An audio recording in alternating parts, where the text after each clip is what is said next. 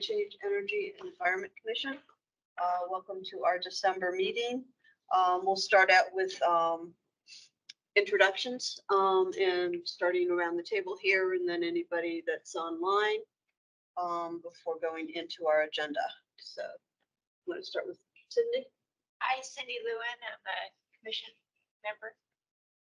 Hi, everybody. Carrie Thompson, my vice chair of the C2E2.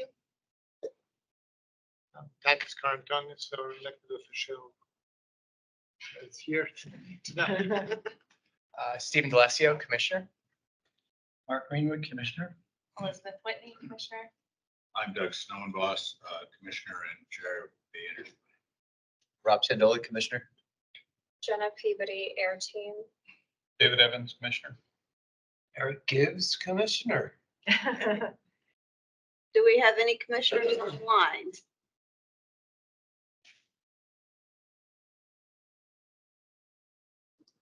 You want to run through quickly the participants and give them each an opportunity to introduce themselves? Yep. Online, if you could just introduce yourself and come off mute. Olivia? Hi, I'm Olivia Sontag. I'm a planner with the current Arlington County Current Planning Division. Thank you. Joe?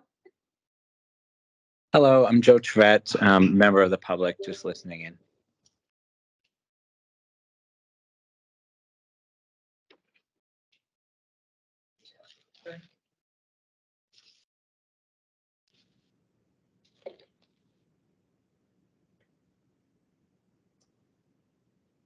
Hi, Bernie, if you just want to introduce yourself.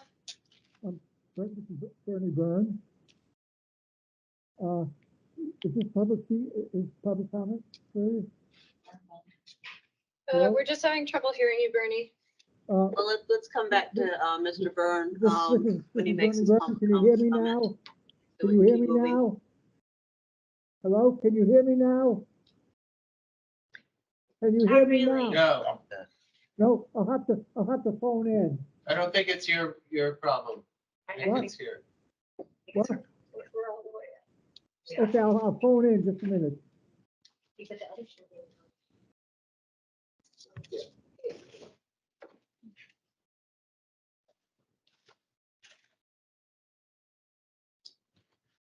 Yeah, it's just like,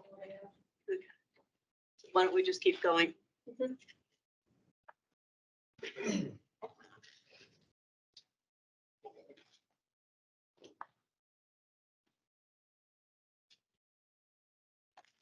Okay, if we want to go into public comment, Yeah, if we can get Mr. Byrne up. Was there anybody else with public comment?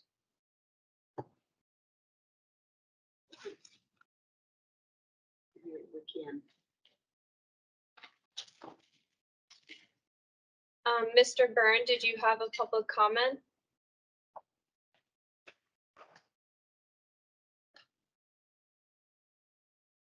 We just can't hear you.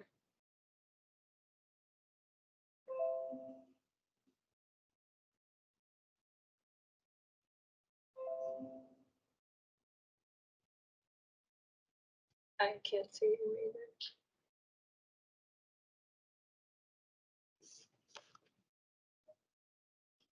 Let's see if that works.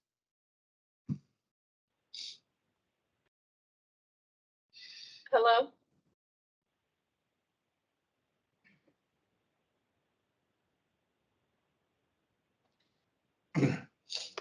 Okay. Hello? Wait. Wait. Okay. If you can get your Hello? volume up a little higher. This is Bernie Byrne. Yes, Can you hear me? Okay. yes, Thank just barely. Speak as loud as you Oh. can. Okay, yeah, I'm online. I'm on the phone. I don't know why you can't hear me. Anyway, please consider the following when preparing your letter for the Red Lion project. The building lacks setbacks from the sidewalk that could contain biophilic elements, including ground level plantings that are both attractive and would help reverse the county's declining populations of monarch butterflies and other pollinators. A portion of the Fairfax Drive East and lobby area contains an above-ground planter box that is in front of the garage screen. This is not enough. Most of the Fairfax Drive and Fairfax Street, Pierce Street frontages need to also contain planter boxes or open areas that can accommodate native plants that support monarch butterflies and other native pollinators. The planted areas on the building's upper levels are too small to provide any such benefits. The building also needs a planted green roof. There is too much pavement and far too little green space next to the sidewalks in the private amenity terraces facing 16th Street North and in the three courtyards, and on the observation deck. The submission contains a plant list that shows the species of shrubs, perennials, and ground covers. However, most plants in the list are cultivars and or are not native to Northern Virginia. Many are wind-pollinated grasses and sedges that don't produce the nectar that butterflies, moths, hummingbirds, and some species of flies require when pollinating plants. That's all they can feed on. There is no common milkweed, Asclepias syriaca. This is the only plant on which monarch butterflies prefer when laying eggs and which survives well in Northern Virginia. I have sent these comments about these deficiencies to the applicants, but have received no response. The project lacks, in summary, the project lacks biophilia. It does not deserve LEED Gold. The project needs a green roof with plantings that feed pollinators. Native plants whose flowers produce nectar should hang from the roof terraces and the courtyard that faces Arlington Boulevard and should climb on trellises between rows of windows. They should also hang from balconies. The streetscape contains too much pavement. It needs more planting boxes and tree trenches with common milkweed and other plants that feed pollinators. Thank you. I hope you'll be able to hear me. Yes, we heard. Yeah. Worked very well. Thank you. Take your comments into account.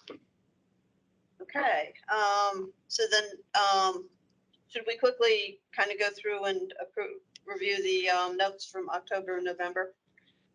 Get that out of the way. Joan. Yeah, so I couldn't be at the last meeting, and so this is the main way that I know what happened at the last meeting. And it's just so hard to read with no paragraphs or no bullets. And it's just, I mean, on all pages is, I mean, there's no break here.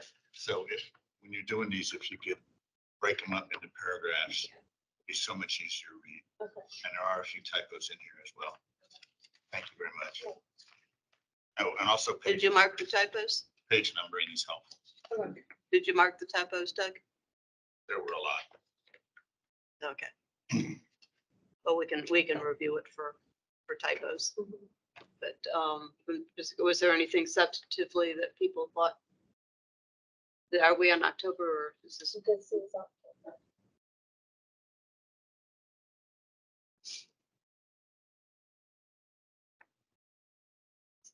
Anybody have anything substantively?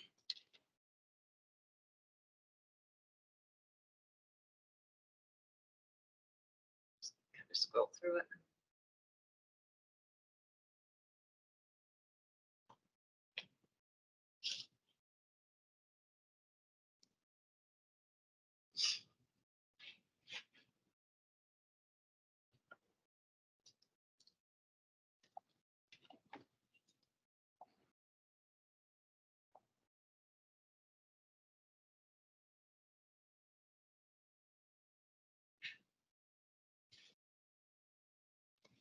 Do we have anything?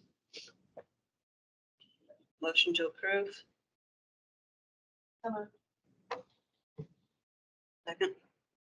All in favor? Aye. Opposed? Okay, so we can go move on to the November.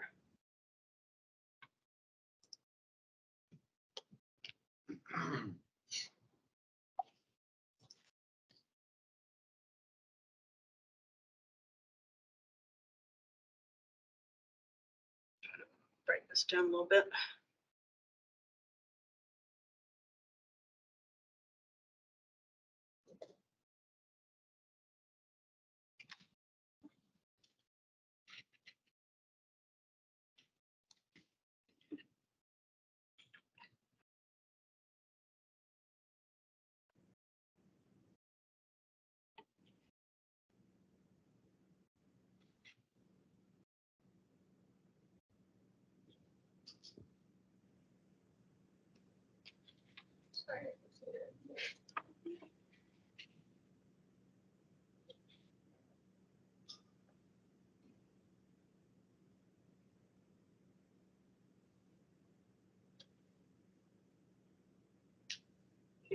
Sorry, I didn't get a chance to review this in advance, but I do see some words missing. So we can go through and kind of do any typos. Small notes. Yeah. But otherwise, does it look okay for people? Okay. Second. All in favor? Aye. Opposed?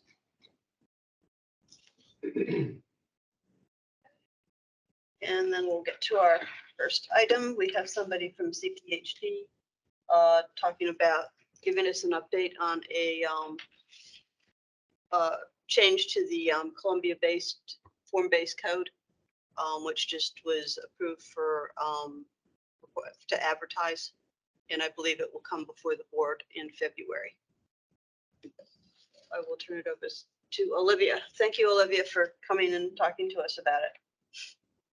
Absolutely. I'm going to go ahead and share my screen and just let me know when you can see it.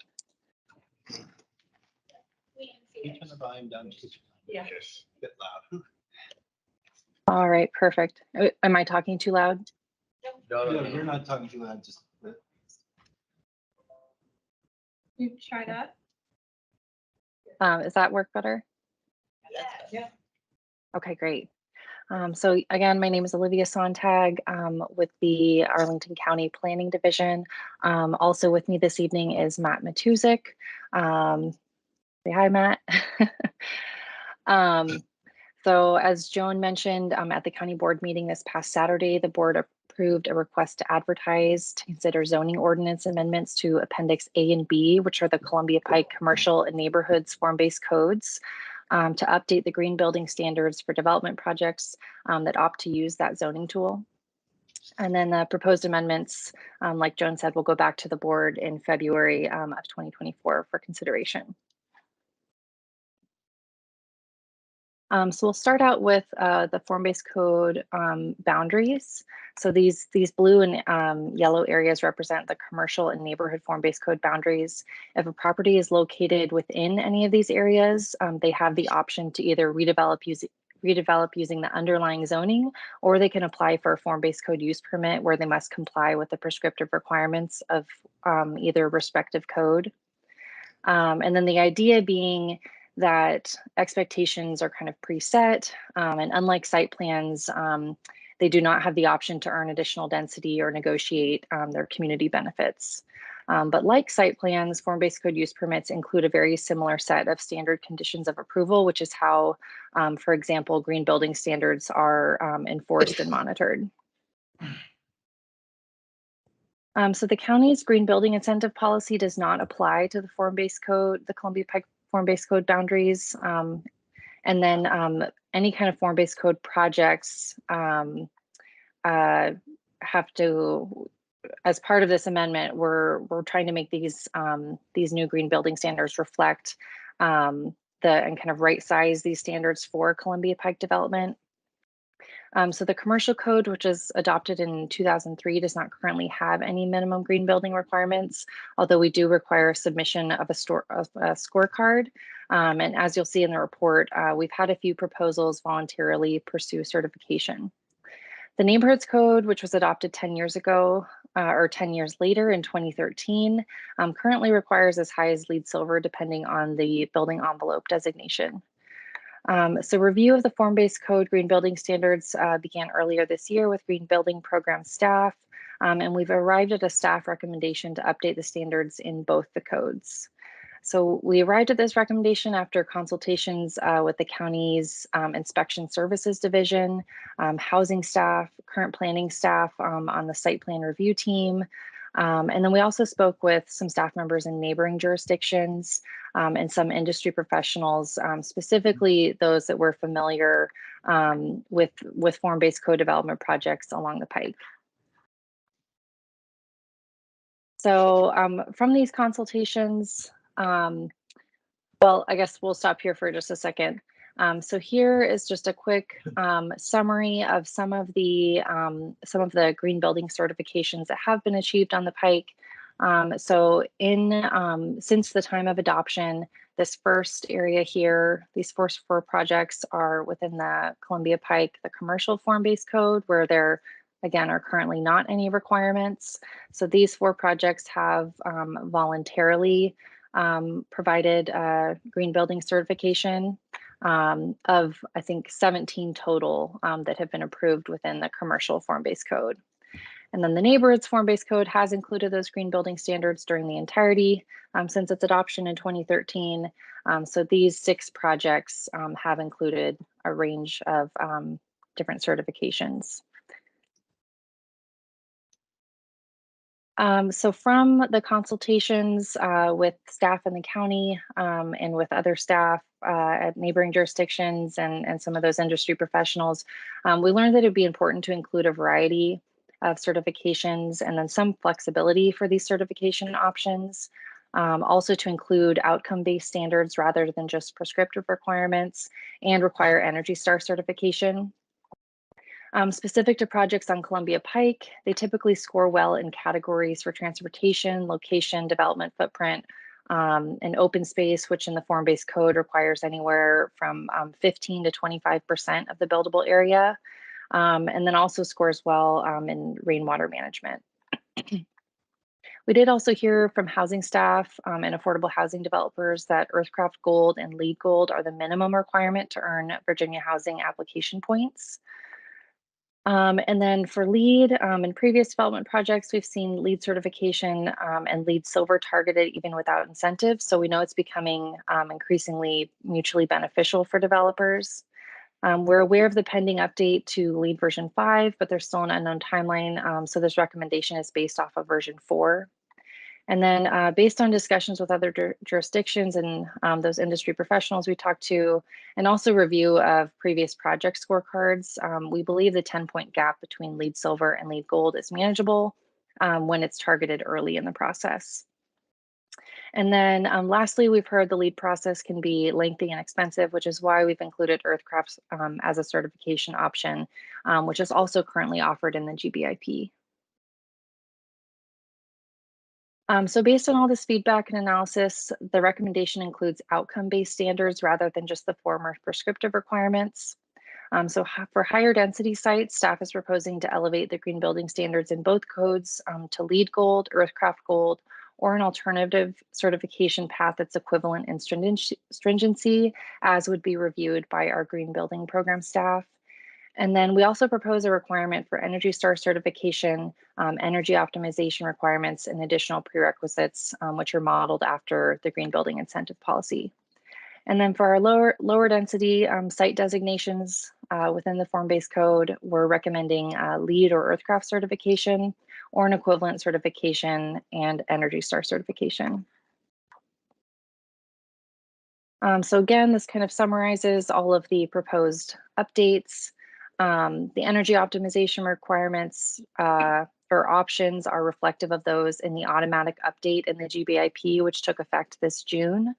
And then the additional prerequisites, again, are modeled after those existing in the GBIP right now for Energy Star appliances and fixtures, WaterSense plumbing fixtures, refrigerant leakage, equity, diversity, and inclusion program, energy benchmarking, air sealing of ventilation supply and exhaust, EV charging, human interaction with nature, bird-friendly materials, renewable energy, and light pollution reduction.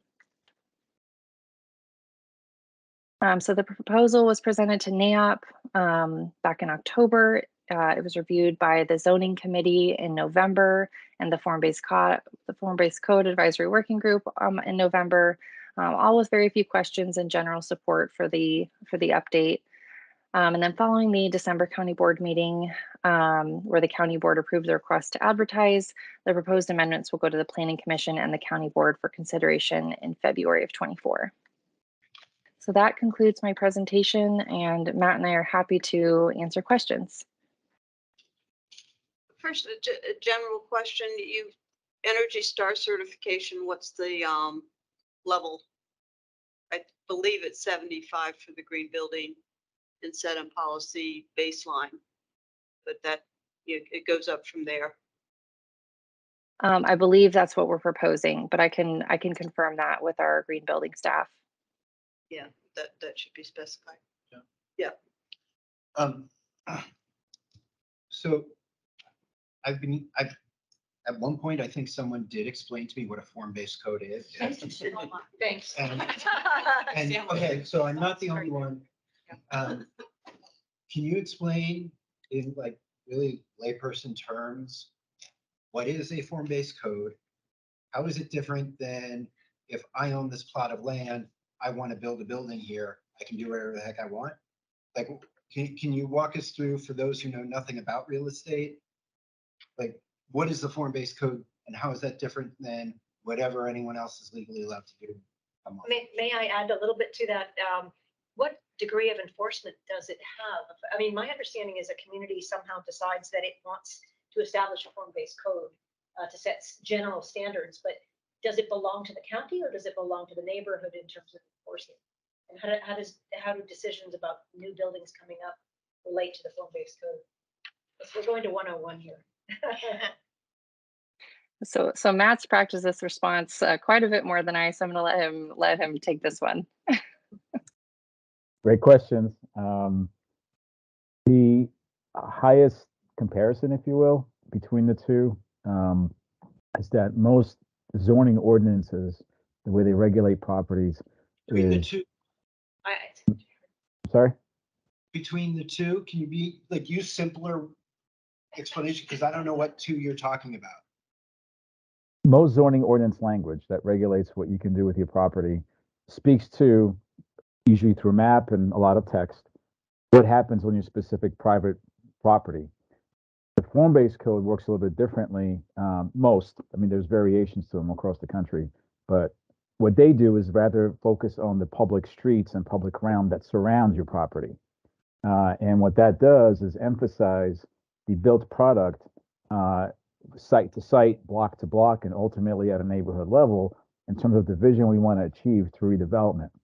And what it does instead, when comparing it to the traditional zoning language, which we have elsewhere in the county, away from the Columbia Pike corridor, is that it leaves some of those decisions that happen on the private land to the market, to some of the other regulations we already have in the county.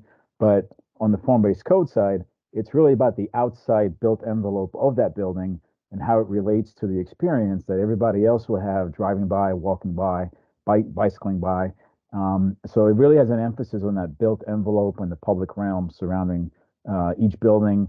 And in this case, the 3.5 mile corridor, which, as Olivia mentioned, is now governed by two different form-based codes, but both of which have a lot of different similarities in the way that they're set up and their structure for regulation. And to your other point, in terms of the enforcement, while I think the larger zoning ordinance is typically reflective of some level of public engagement that we've done over the years that led to perhaps a vision document such as an area plan or a sector plan that does have some guidance at a very high level. The zoning language is what kind of drills a little bit further into the details and specifies exactly what we meant, but in many parts of the county still leaves a lot of room for negotiation. On Columbia Pike, you kind of have a different environment where we've not only done that vision, establishment with the community through a planning process, but when it came time to implementing that vision, we really documented and memorialized a lot of different specificity that does not exist elsewhere in the county.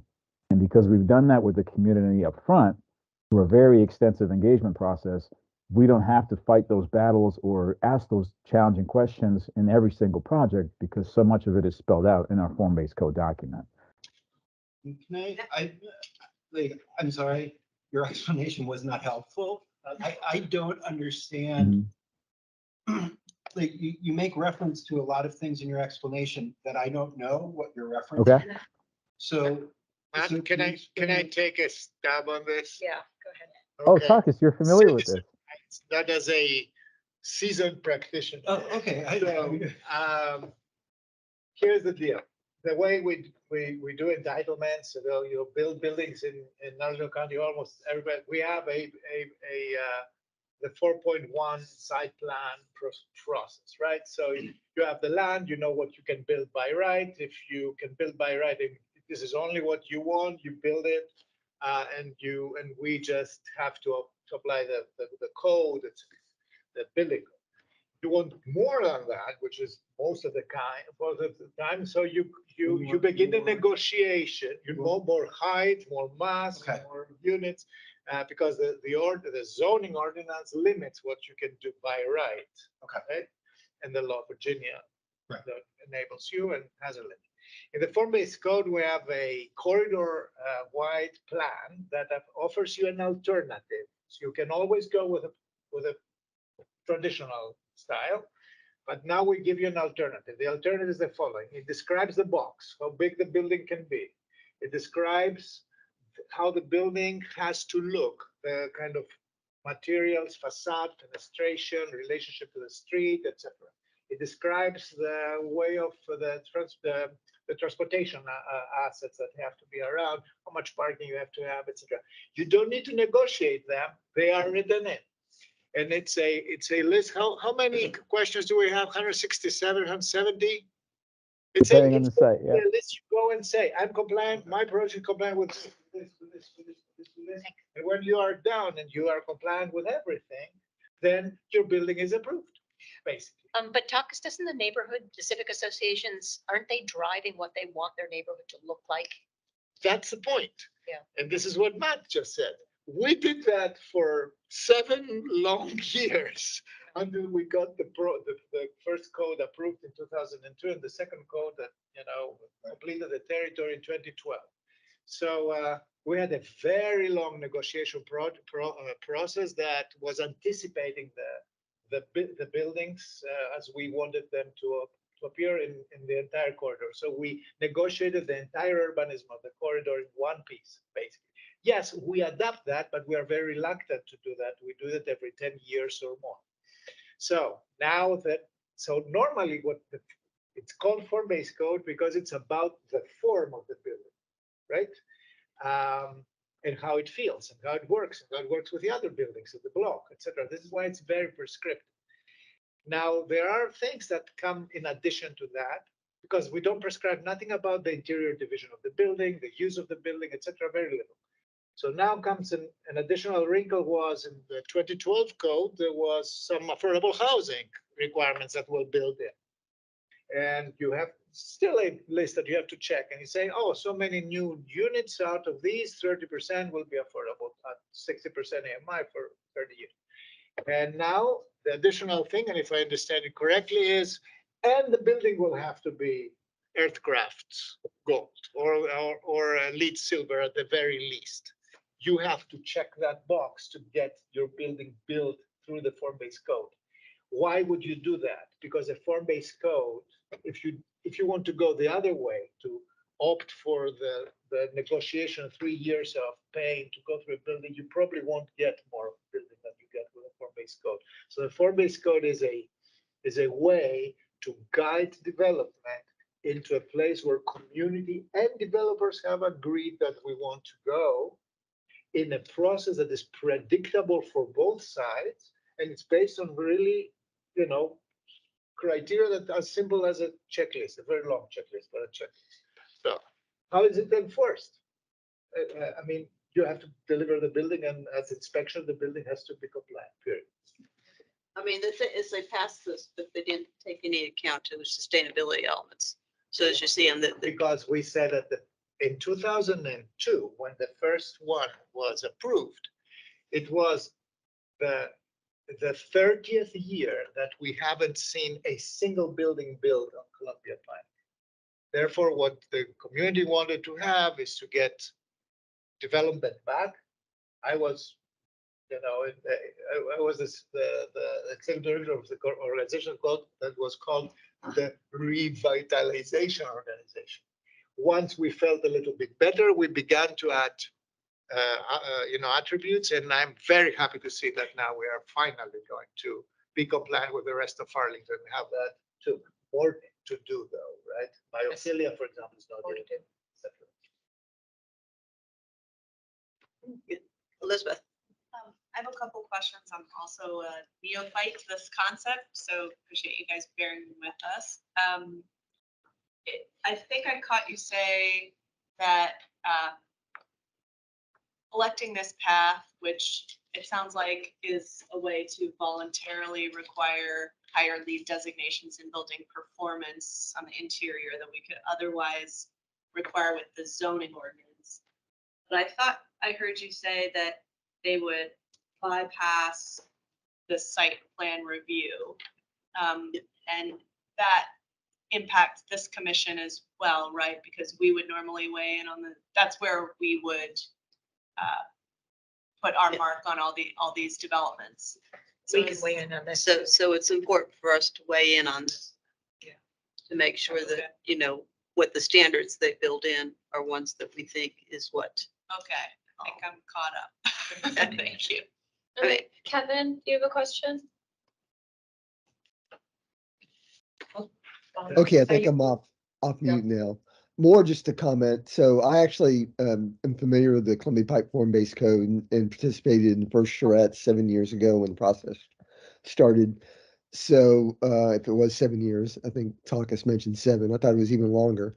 So I've been dealing with it, but it has always troubled me that what the form-based code does is it creates those gold blocks on the map you showed, Olivia. And what the county essentially says is we'd like to see the developers tear down the buildings that are here now and replace them with a building that looks like this. It doesn't literally say that, but that is the only way to really interpret what the form-based code is doing. And I think that misses the very first principle of sustainability, and that is to reuse what you have in the first place before you tear down and start over again. And there's a problem in the county in not factoring in the environmental costs of the embedded carbon and all the impact of the destruction and reconstruction of buildings. So just the whole concept of basically asking developers to replace existing buildings, I think, is a mistake. And I think there is, frankly, and Takis would probably argue with me because I know he was heavily involved in all this, but at least when I was there in the charrette, there was a lot of neighborhood sentiment at the time that they kind of liked a lot of the scale and they liked a lot of what was there already. So they wanted to see development more within existing footprint and less, trying to turn it in. The very much sentiment was, let's not turn it into Roslyn. Now, I know the Columbia Pike Form-Based Code does not turn it into Roslyn, but I think that there is some community sentiment that was not gung-ho about redeveloping large sections of the Pike. And so anyway, that's just a comment that I had. The ship is already sailed. That's, I get that. I just think as we use these planning tools, we need to put into the process that concept that let's start with what we have right now and see if we can meet existing needs and future needs with the existing buildings before we just decide we're going to tear it all down and start over. Okay, that's my soapbox. The one thing, if I could just respond to that, what the planning efforts took into account, what I think the consultants provided in their analysis, and what we also heard from the community, as well as many other public advocates, is that the specific structures that I think were just referenced that Columbia Pike has had, in many cases still has, were not only built at a time where I think building code requirements and other requirements were in a very different place than they are today.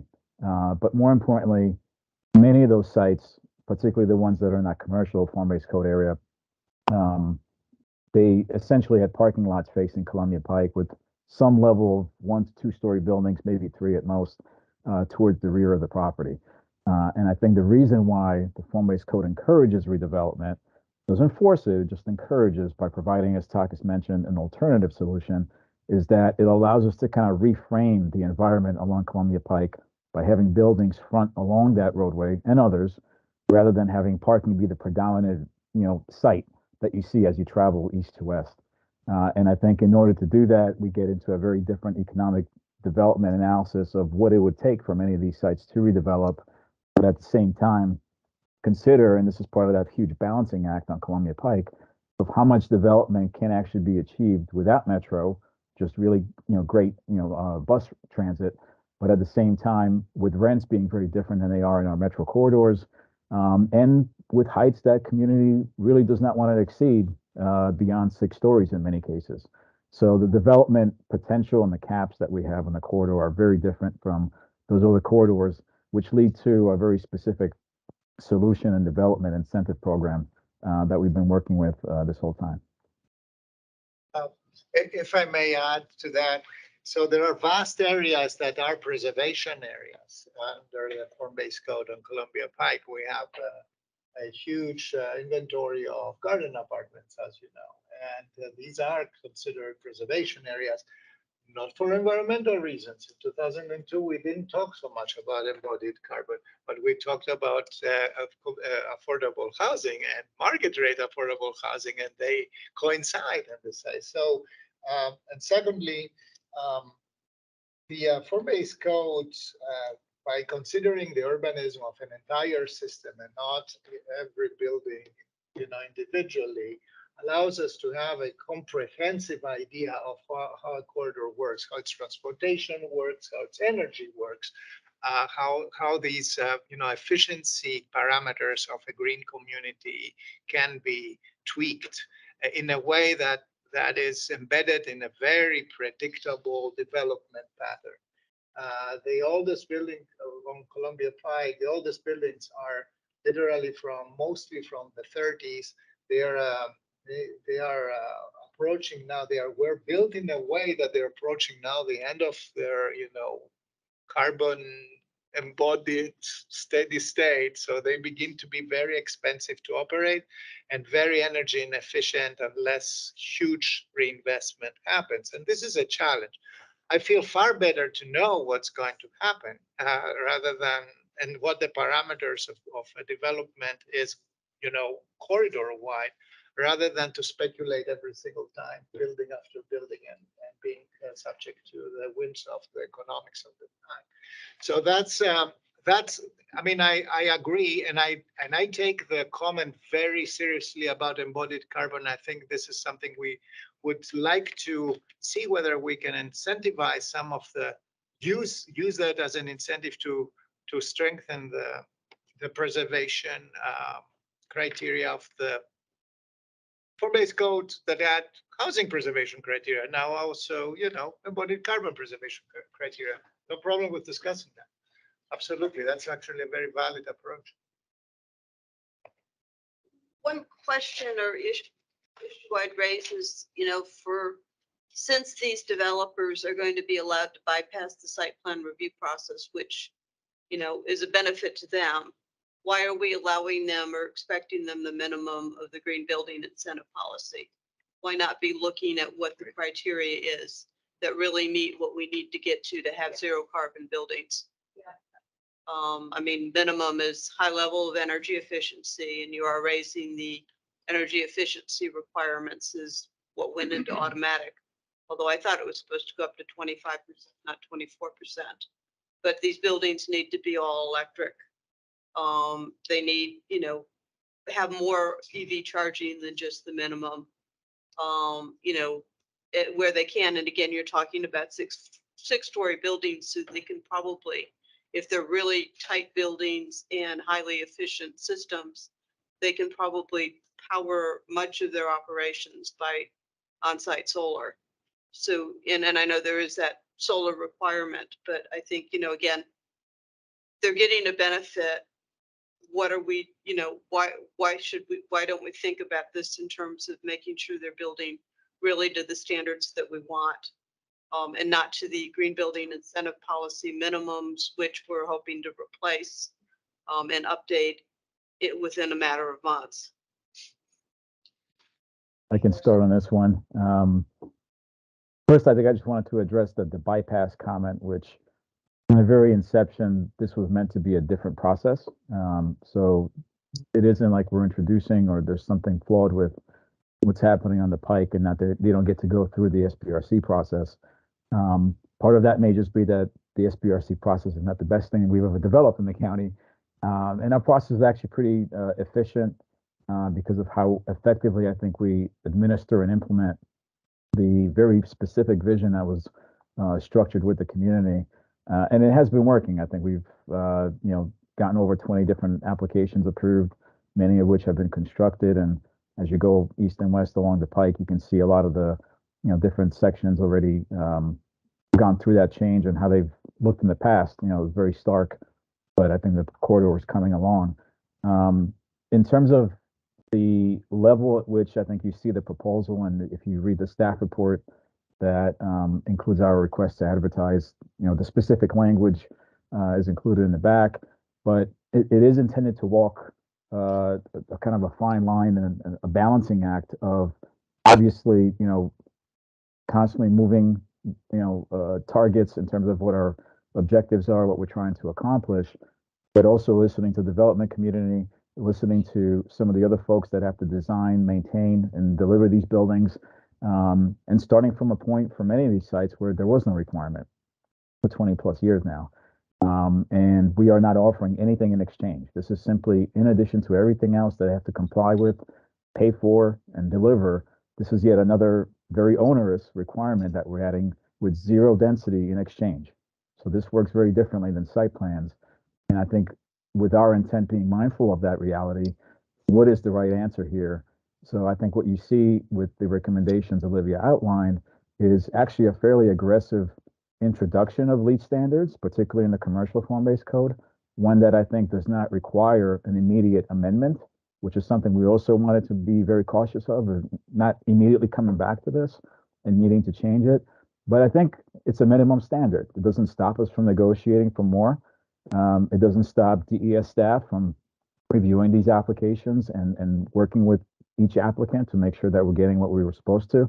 And I think we're certainly open. I think the staff report talks about as other amendments and updates happen, we'll be certainly willing to engage and come back to this requirement and see if there's any changes that are warranted. But I don't understand that issue about no density. I mean, if they were building by right, they wouldn't be building at the same density. So they are getting density. And even under the site plan review processes, there's a density that's kind of maximum set as part of a sector plan. So it's not like, I want more density, I'm going to build a 50-story tall building if that's not, outside of the limits of what they're thinking of. So I don't see, to me, I see this as a big benefit for developers that they don't have to go through the site plan review process. So, the standard should be higher than what we're putting forward for minimum site plan. Just keeping track of time for Takas's discussion. Yeah. Thank you, Matt and Olivia. Did anybody else have any other comments or thoughts? I do, but I would hold. Okay, if we can get a volunteer or two to work on doing a letter for next month so that we can have that before it goes to the board in February. Because I do think this is something, and the other thing that we didn't get a chance to really raise and talk about is the green building incentive policy is changing too. So if you're changing this, it's going to be out of sync 2 months after it gets adopted. And, we go time and time again to these site plans. We go to the PC, we go to the county board with the same message. And we still get buildings that just don't meet what they need to be.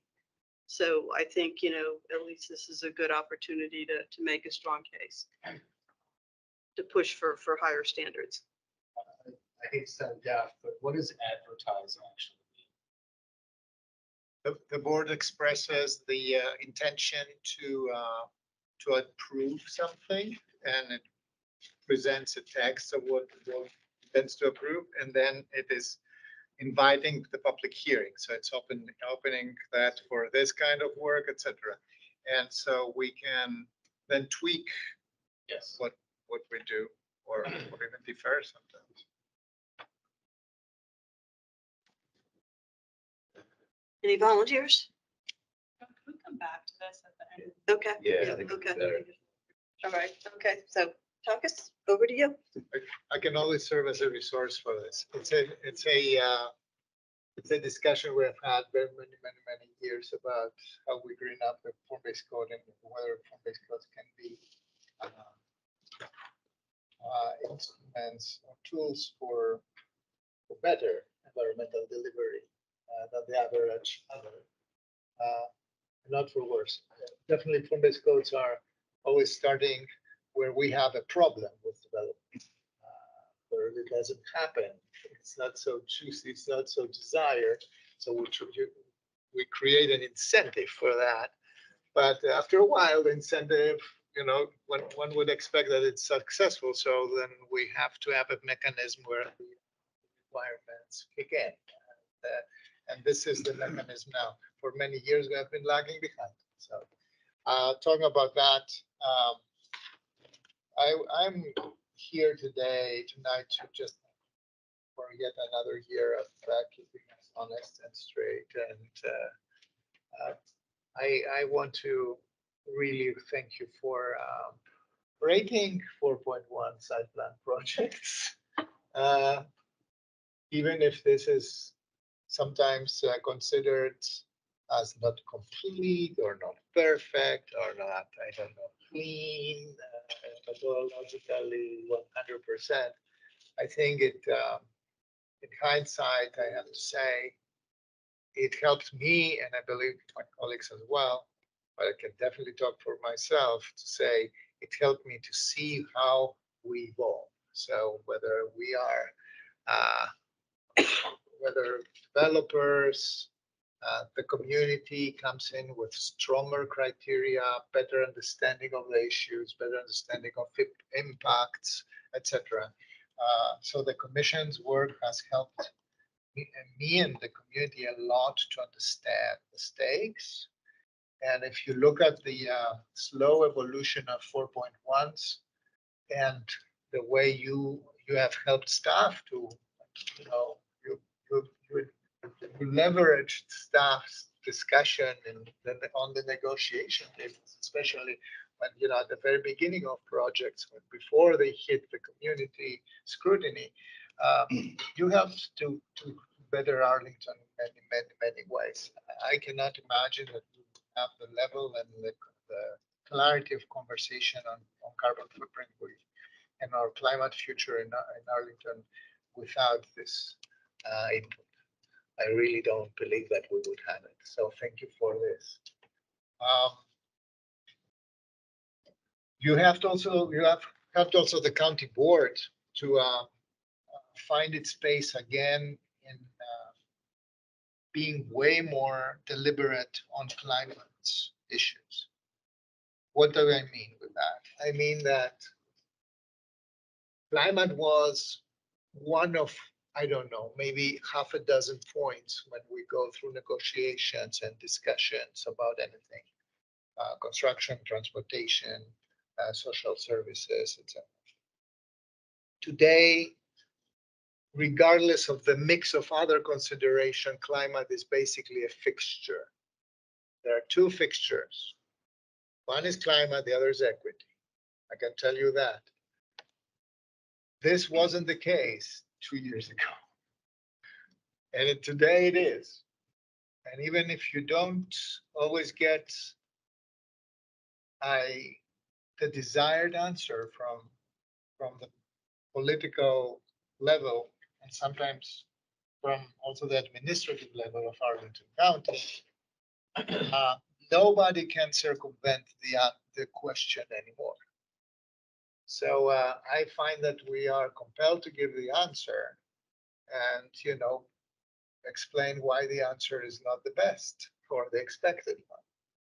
And I think this is healthy because it forces us to do our job better. That means to be more considerate.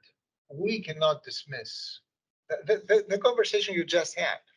I could sit down with you like 3 hours and discuss, how a very high lead standard could kill some affordable housing and what we have to do otherwise to compensate for that, and what is needed in some other places, which is a long way to say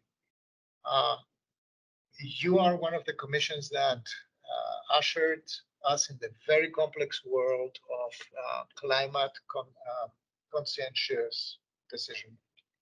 For this reason, thank you a lot. this has its footprint in the discussion we had about nature preservation, tree canopy. We will have talk a lot about energy next year because, this December is the second year of the CEP implementation. So going into the third to fifth year, as you know, this is a big deal, I think. We will be talking about energy assurance. We'll be talking about real greenhouse gas emissions accounting, both on the public sector and of the general, community sector.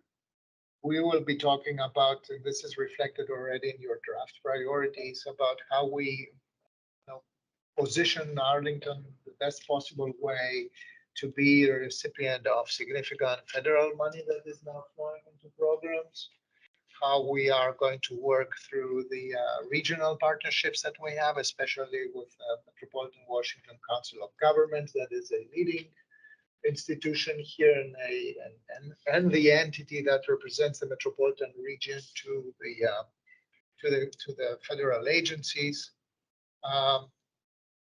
And I think, we made some progress in at least position a coordinator in the county manager's office and strengthen the portfolio of air.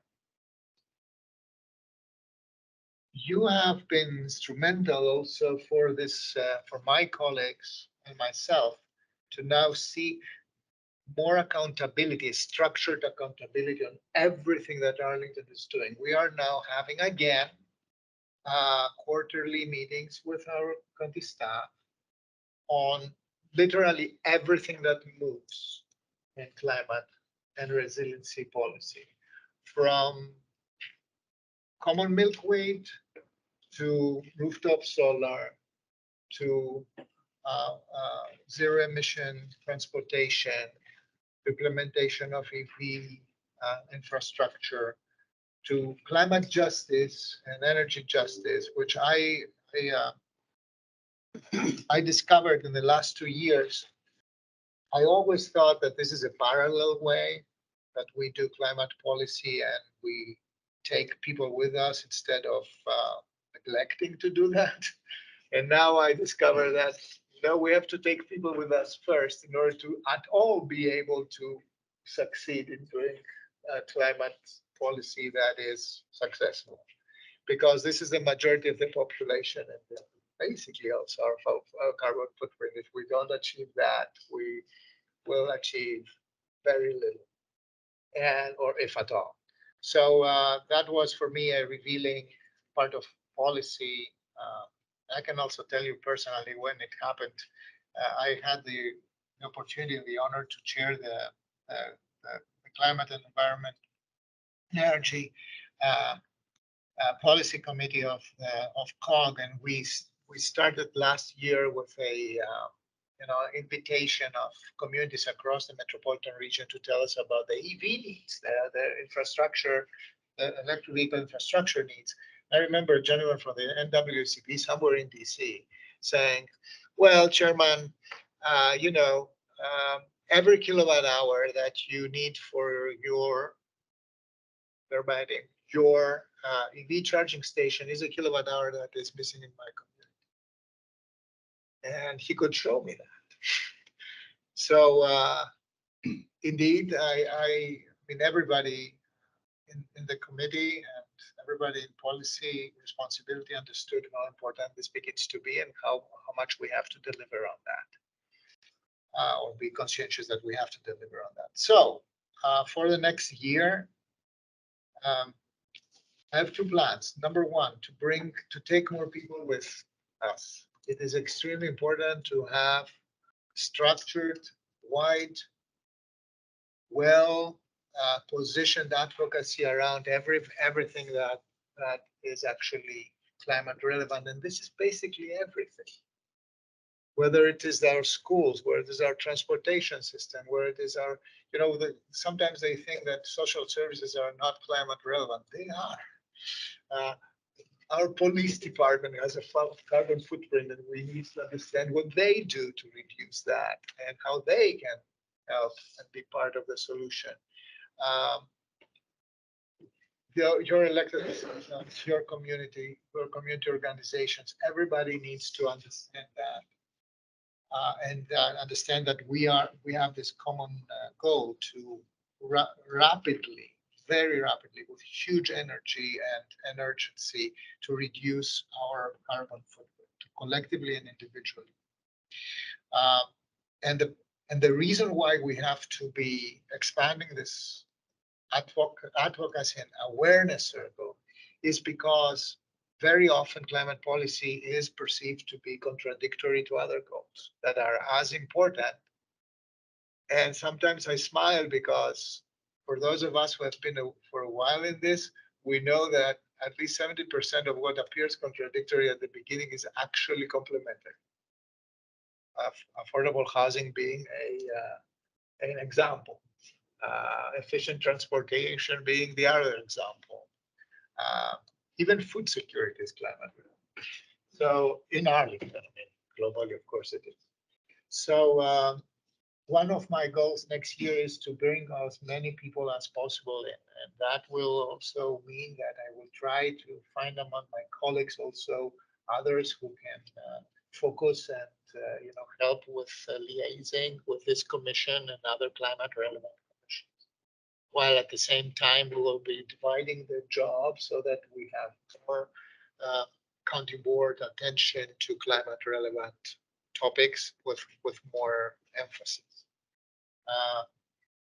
I always think that we are learning as we are in office, and this is a good thing because this is our job to be conversant and when we push for policies and change. So we need more county board members, and I'm actually very happy to see the two new county board members now elect that we will be taking. They will be joining us in January, and I want to engage them early in this conversation. And they will be engaged very early in the most policy brutal way, which is deciding about the pilot on buses, right? On the electrification or the reduction of emissions of public transportation buses. And this is a very good start. It's literally throwing somebody in the ocean, but who has never so and say now swim. But I think that this is the proper start because this is one of these topics that really reveal all the trade-offs and the discussions that we need to have.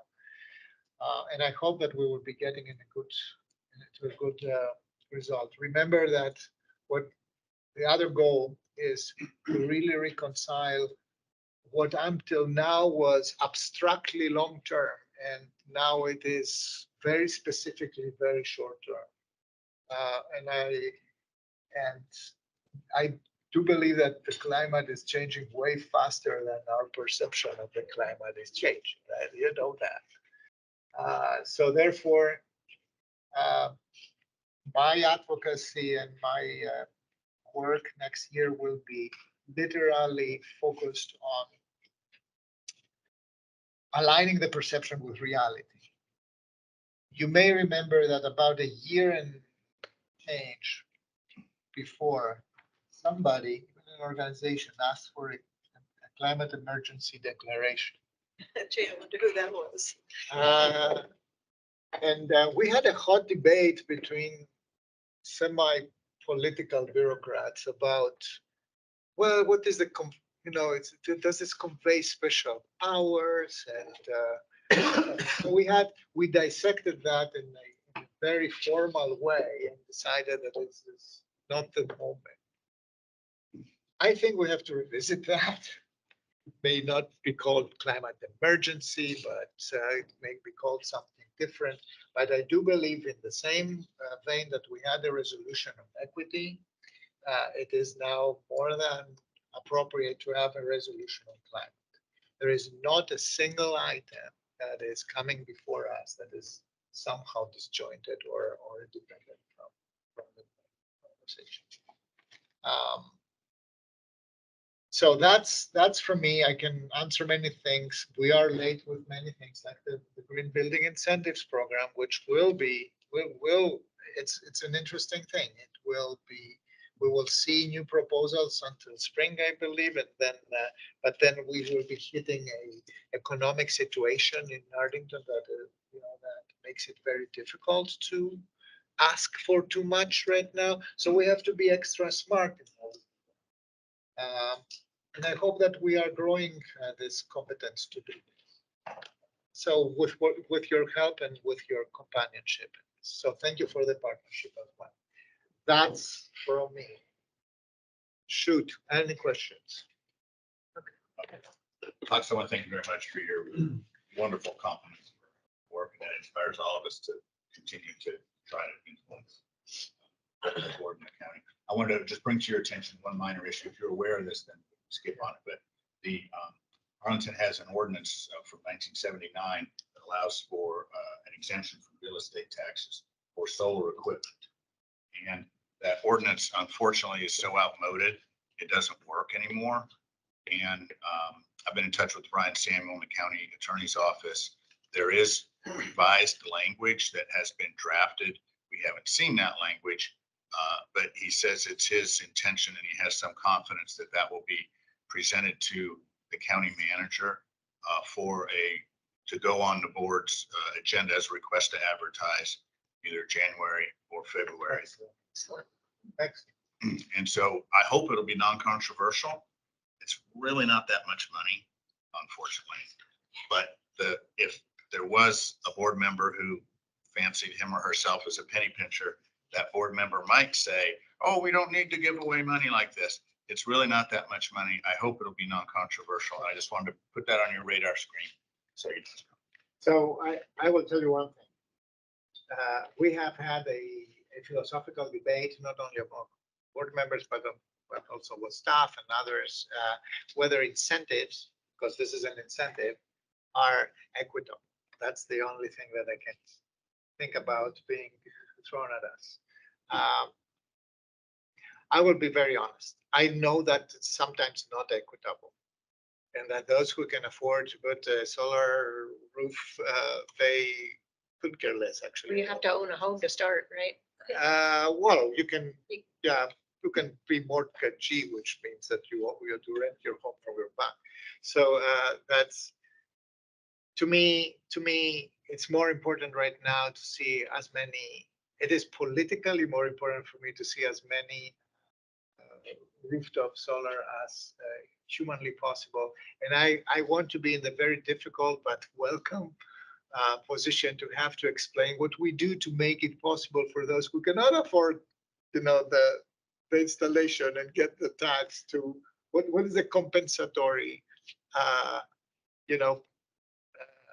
policy there. Give them free rides on In my we have to get installations of their roofs soon. So in my last 2 months in the COG committee, we proposed to the COG board a really gross and simple goal of 250,000 rooftop installations until 2030. This is really at our level of sophistication in this region, this is a silly thing. What does it mean 230,000? But yes, we did. So that's to me, that fits perfectly. So I will defer.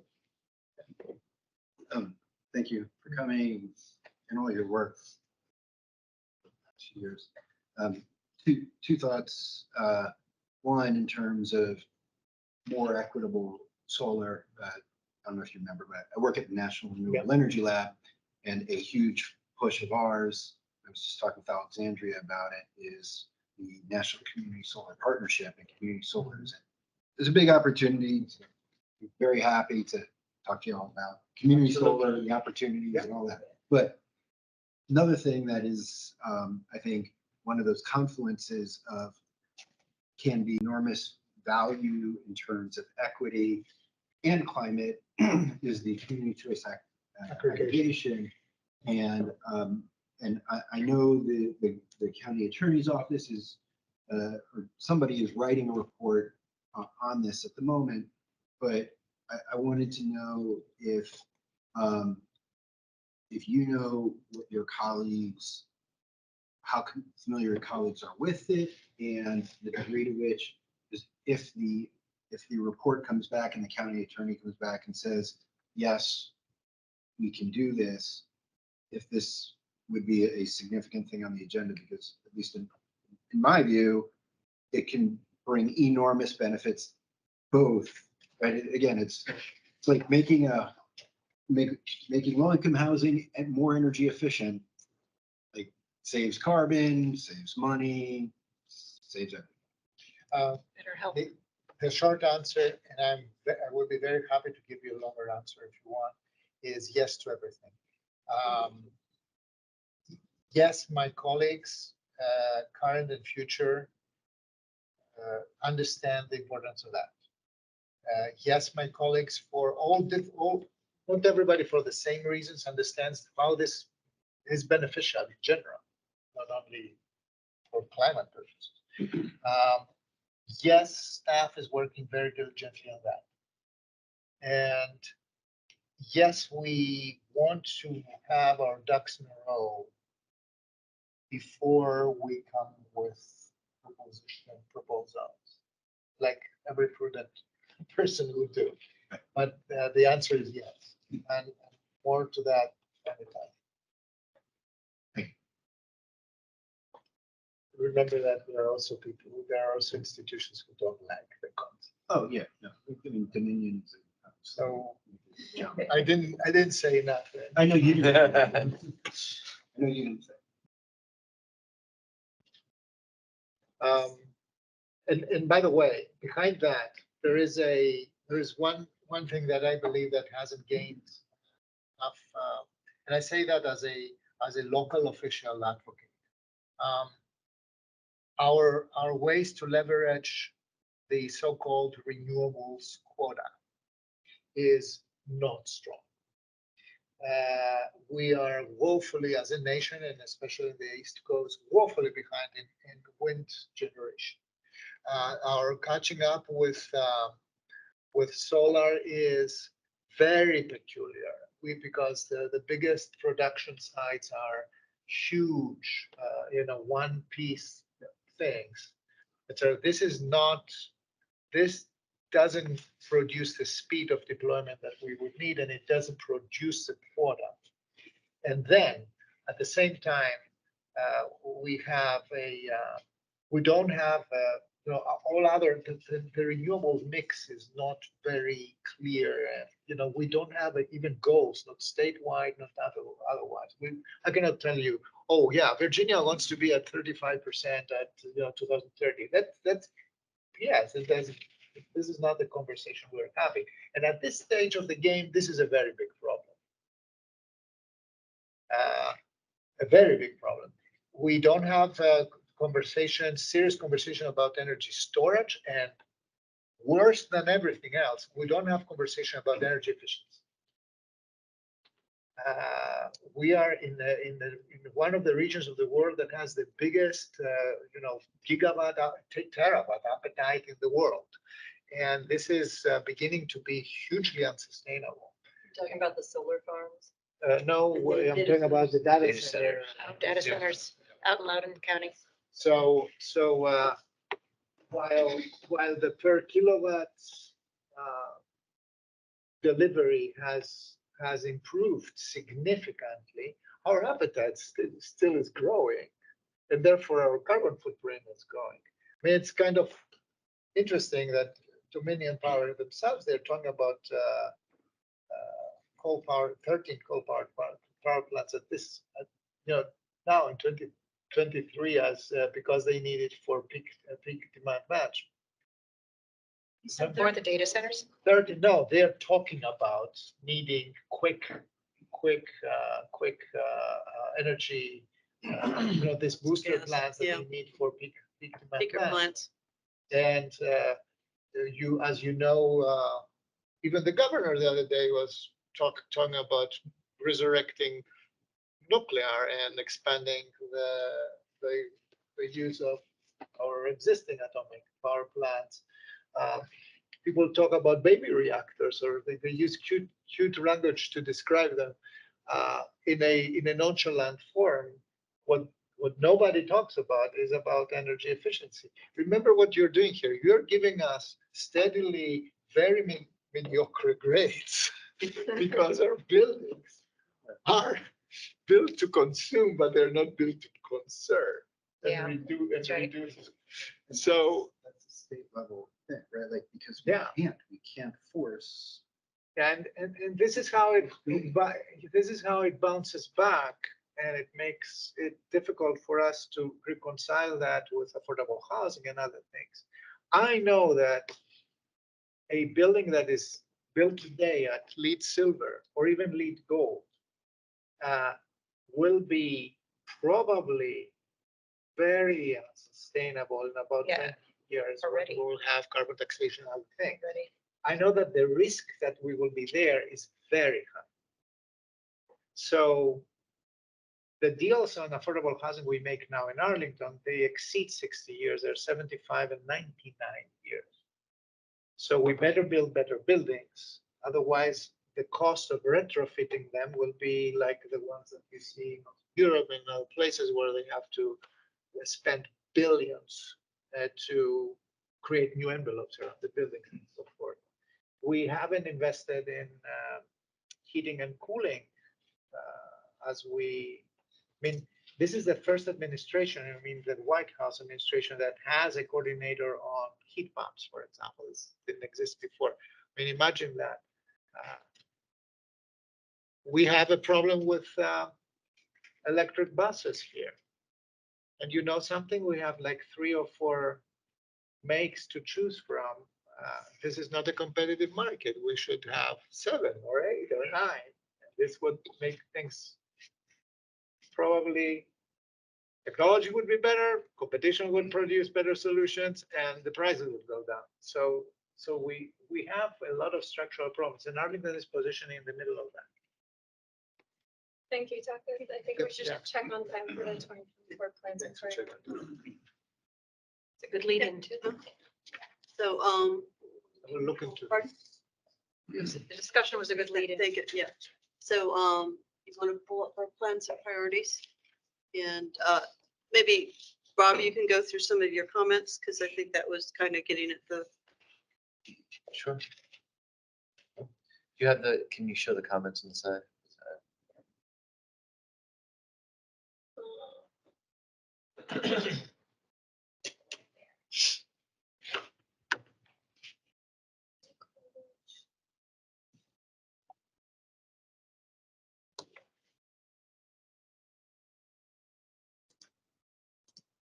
They may be on the first page. Oops. Oops, sorry about that.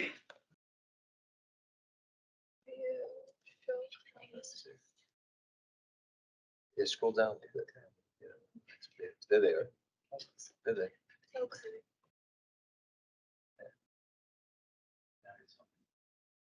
So, Eric, you want to start with the first one?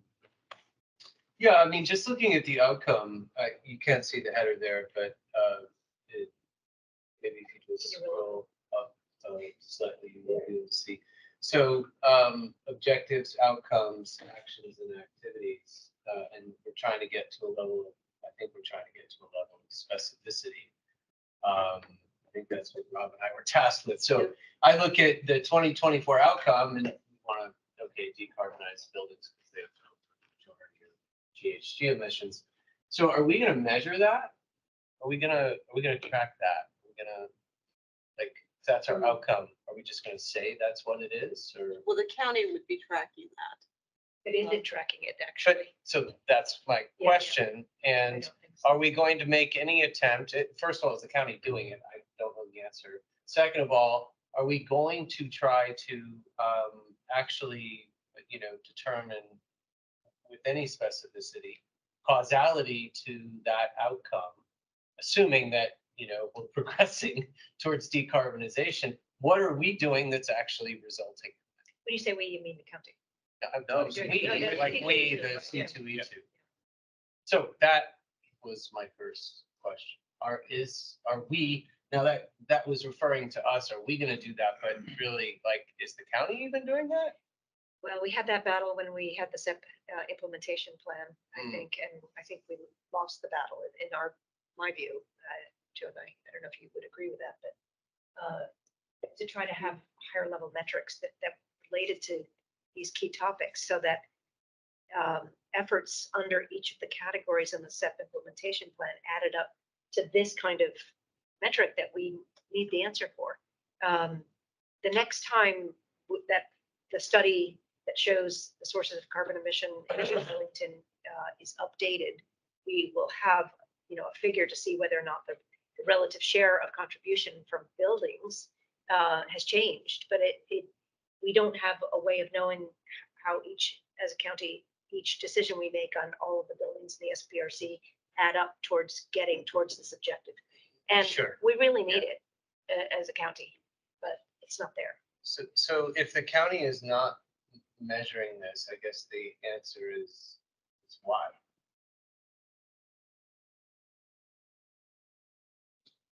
Question. Because we fought 5 years ago to get it into the community energy plan, and we were told that metrics are something that the kinds of detailed metrics that we were kind of calling for would not, that's not what the CEP was for, that is something that needed to go into an implementation framework. And then once the CEP was adopted, they started developing the implementation framework, and we started saying, why is there not the detailed metrics and the specific articulation of how we're going to measure and achieve those metrics? We were told that that's not what the implementation framework is for. And so, yeah. I don't know how we can be serious about this if we're not measuring what matters. I don't think we are. Yeah. As a county, I can say that today's my last C2E2. I believe the air team is at least trying to update their inventory of greenhouse energy related greenhouse gas emissions. It's one they have now is 2016, and they've just launched a dashboard, but 2016 numbers don't help us a whole lot. But that gives us a little bit to go by if they're updating it this year. But I mean, we really should be, and maybe that's something to think about when we do budget, and particularly CIP, is that, you know, we've complained in the past that we're not getting the transparency we need to know in terms of how do proposals actually get us to, you know, decarbonization. You know, what systems are they replacing? Are they replacing, you know, gas systems with electric systems? You know, how does that change our the carbon footprint of a particular building, and then how that accumulates up? So I think, you know, we need to keep pushing for more metrics as part of, you know, going forward. How do we do that, John? I think that I feel compelled to do a kind of a town hall answer, or, you know, tell you my opinion on this question too. So I will keep that for later.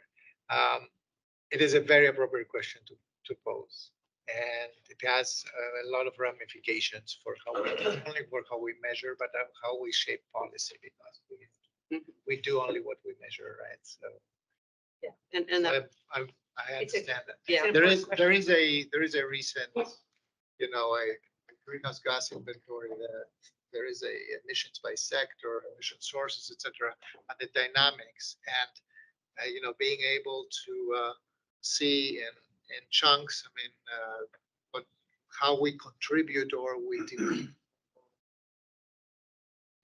deviate from the goals is very important. I understand that. It is not a cheap and it's not a straightforward way to do that. We have to model that very carefully. We can do that. And I think it's appropriate to ask for this and we will try to discuss that. So just looking at the time, to keep this, can you scroll back up here? Yeah. No, I think you're right on point, but I mean, Need to maybe. kind of focus on, I think some of this is CEP gets an update this year. And do we focus really on having a climate action plan, or maybe better yet, a framework that defines what we need and gets to kind of setting what we need, and metrics has got to be key things. Yeah. So, I mean, but for the outcomes, I mean, I think we're talking about the outcomes that we want for the whole county and that we want the county staff to do, but for this committee, for the outcome, we want to kind of move the needle in the direction of Right, yeah. and showing that we're on a path to decarbonize buildings, not necessarily that, you know, we've reduced emissions from buildings from X to Y, because it's kind of outside our realm, but the things we do in the activities here can get us on that path. So what I'm suggesting is maybe don't set the outcome so high as that we're going to commit to decarbonize the buildings in 2024, but we revisit the language in the outcomes column to be something a little more practical that we can tie to the activities we take in the third column there. Like continuing to push with the site plan review commission and pointing at, you know, giving them the grades that we're giving them, rating them against our own policies and making sure that we're pushing for electrification. And then in that column, I think in some cases here, where it's not clear if we're influencing, you know, through these meetings, the county staff, through the board, through both. And I just suggest that maybe we should try to be more specific in determining who we're trying to influence and how in those specific actions. Can I ask a question here? What if we try to build metrics into the checklist we use to evaluate sites and make that one of our major recommendations for this? They are in there, right? Yeah, There are There are some, but they're not everywhere. Well, we need to update that, and there are some things that are pretty vague in terms of. I spent a lot of time with. Yeah, I know. And a lot of it's vague. Yeah. A lot of it's vague. I think, you know, for example, I had one of my sites where I was trying, this was on stormwater, but I was just saying, how big is the stormwater equipment you're putting in, and what's the capacity? Because that's the most important thing in stormwater management and that. And neither the planning committee nor the board really reacted to that as something that would be a logical thing to have, to provide to the community, make it transparent. And metrics are highly valuable and they are powerful in what is, it's hard to estimate, but it just struck me when we were talking about metrics. Metrics can exist and you'll never see them. We talked about transparency. And if we're going to be an advocate for that, let's make it a deeper part of what we're asking these companies to do. It's part of the SPRC process. Why not? It's hard to argue against it. Agreed. I think, one of the actions on here, I think, was to update the SPRC checklist, right? So that was, and I think we can address that through that comment. But if you, so scroll back to that. So for example, urge creation of ambitious climate action policy to replace 7.24. So is that going to be in the form of us writing a letter to? I think it's both. Ideally, we have a lot of discussions with staff in advance to help form. We don't seem to necessarily be getting the kinds of discussions we'd like to have. So ultimately, you know, it's getting to the county board is our way of kind of expressing, because we're an advisory group to the county board. But again, to the extent that we can be helpful in helping frame and develop these things in advance, I think it benefits everybody all along, rather than leaving it to when it comes to the county board. And then it comes to the point of how much is anybody really going to continue to tinker over something that sometimes it's taken a year or longer. It's too late by then. It's Yeah. not- Yeah. Or feels late. Agreed. And again, this is just a language thing, and we're not gonna wordsmith this thing tonight, but instead of like our information, we could say like, invite county staff to discuss updates to the climate action policy and then draft the letter to the board to, and then if we're making a checklist of things that we're gonna do to try to get to the It's building important. decarbonization.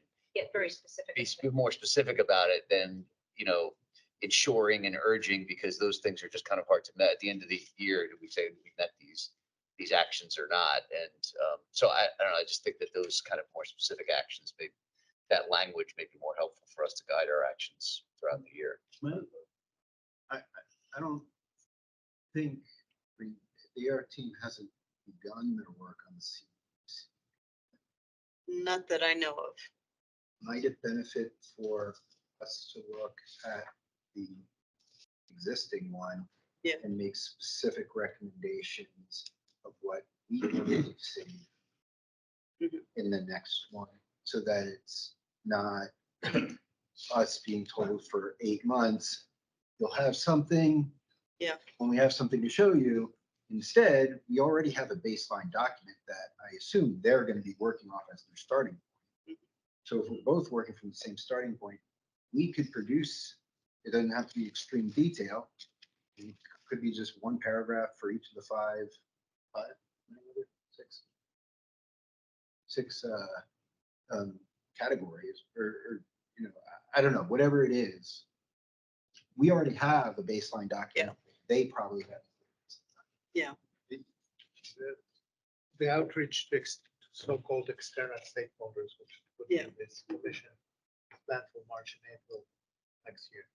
So that's a train that slowly begins to roll.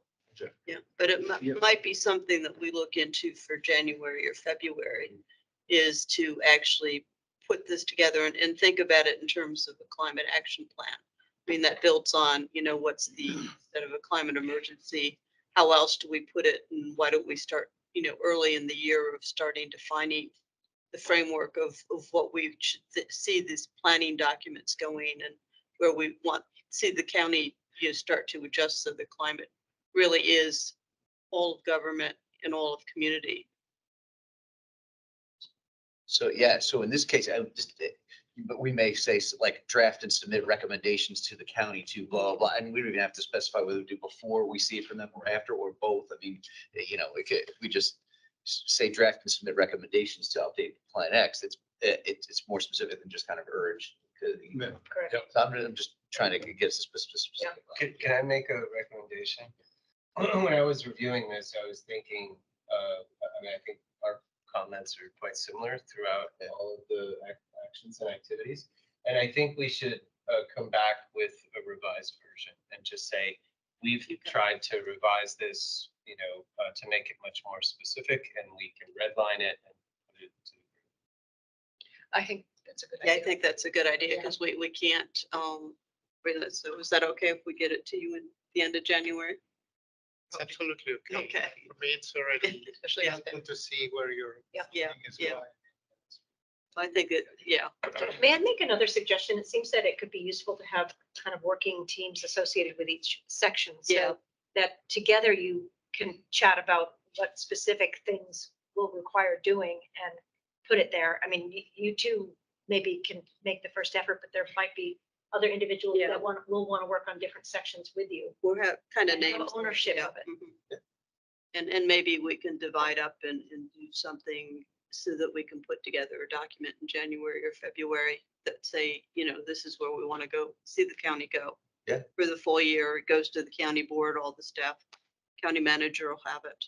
And that's in advance of when they start rolling out other efforts. It's a way to. So we'll take a first Yeah. pass at redlining it, and we'll just post it to our Google Docs and let everyone know. That's Just, right. Again, if people want to sign up for here, who want to kind of start to organize themselves. I mean, probably the people in the sections on the right-hand side. would be Yeah. the Right. Yeah. The right folks to. Right, yeah. modify Start the with section. that one. And Doug, you can share that with the Energy Committee and see, where they might want to weigh in terms of where we go for the CEP. So send away.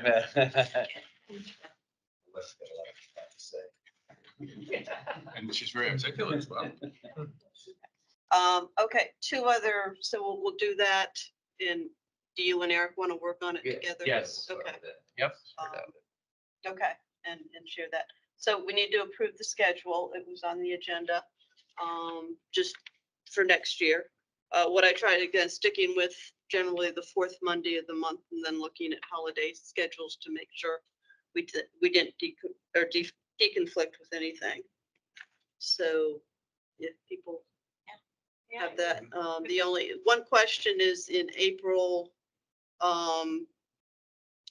the fourth Monday is the 29th, which is actually the start of Passover. So do we want to move it to the 29th or do we want to move it? I put the 29th, but it could go the 15th as well. Like to request the 13th Okay, February. all right, okay. So we'll do April 15th on that. So, and then again, and that probably works well because we're moving up to the third Monday in May for like Memorial Day. So, and then the minor adjustments again in November and December to avoid the holidays there. So, anybody have any questions? We want to have a movement for a vote? The schedule with April 15th. Okay, Second. okay, all in favor? Bye.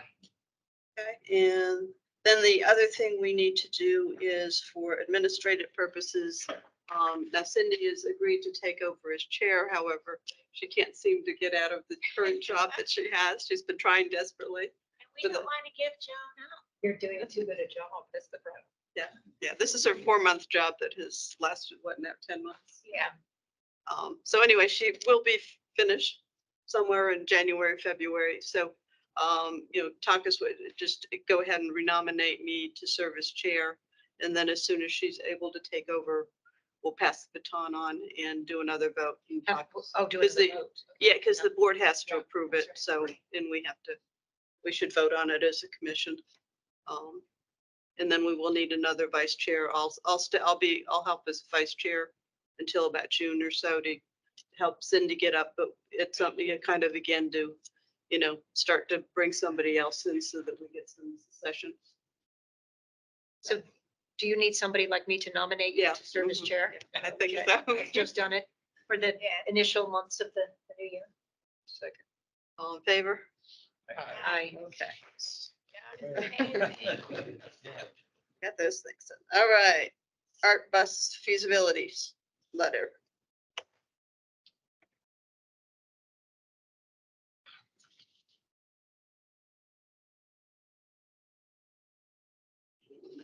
Just a tad bigger. Doug, you want any opening comments? Well, I think John Bloom deserves tremendous credit for his input on all this. And his knowledge dwarfs mine or anybody I've talked to about this issue. And so if there's any credit, it's John. I took a first cut. It's very weak compared to all this great stuff that John added to clarify. So I want to thank him for that. There's one issue that I have fundamentally, and that has to do with what is wrong with methane buses. And it seems to me that the reason we don't like, environmentalists don't like buses that burn methane is because when CH4 is combined with O2, you get CO2. And that fundamental chemical fact isn't shown on this, in this letter, and I would recommend that it is shown in this letter. People know that. Yeah, I mean, my general sense, people know that, but if there's a way we can work it in, if that will help clarify. You know, I don't think people know that. No, I don't think so. I think that Yeah. everybody sitting around this table knows that, but I don't think that's why. Okay, yeah, okay. There's so much language about clean. I'll guarantee you, people think Okay. it's clean natural gas, exactly. Yeah. what they do. Okay. Multi-million-dollar branding. So much branding on that. Yeah. That's the belief. That's the common knowledge at this point. So is that, so you It would is. open with that methane powered buses paragraph and bring it to the top as to why we're Yeah. doing? Is that Okay. kind of the premise for?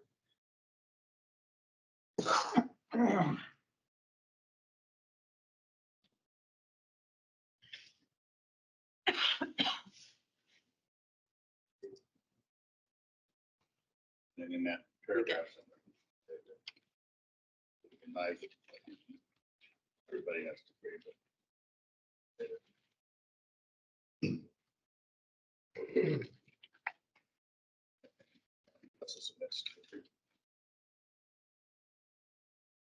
Should we put in parentheses after methane powered buses, i.e. our current CNG buses? That might be the right place to, right after the highlighted title. Should be going on that, but the problem here is the following. The methane, green methane is captured at the source that it's not captured today. We can use the entirety of that for difficult to decarbonize. The buses Here, are, we're using the entirety of that, but we still leave have a tailpipe exhaust that is. Clean and It's clean. So CNG. don't want to do that. Or The CNG. key argument here is there are other places. why don't we actually say, or instead of saying are not desirable, are not powered by, quote, in clean, clean natural gas, or not clean energy or something. Because of that, you know, Are still polluting. okay, you just leave it like that. Okay. Still polluting Arlington. Yeah. I think buses emit CO2 and other pollutants, wow, right? Yeah. Yes. CO2 and other pollutants. Yeah. And with the R You and can cut the.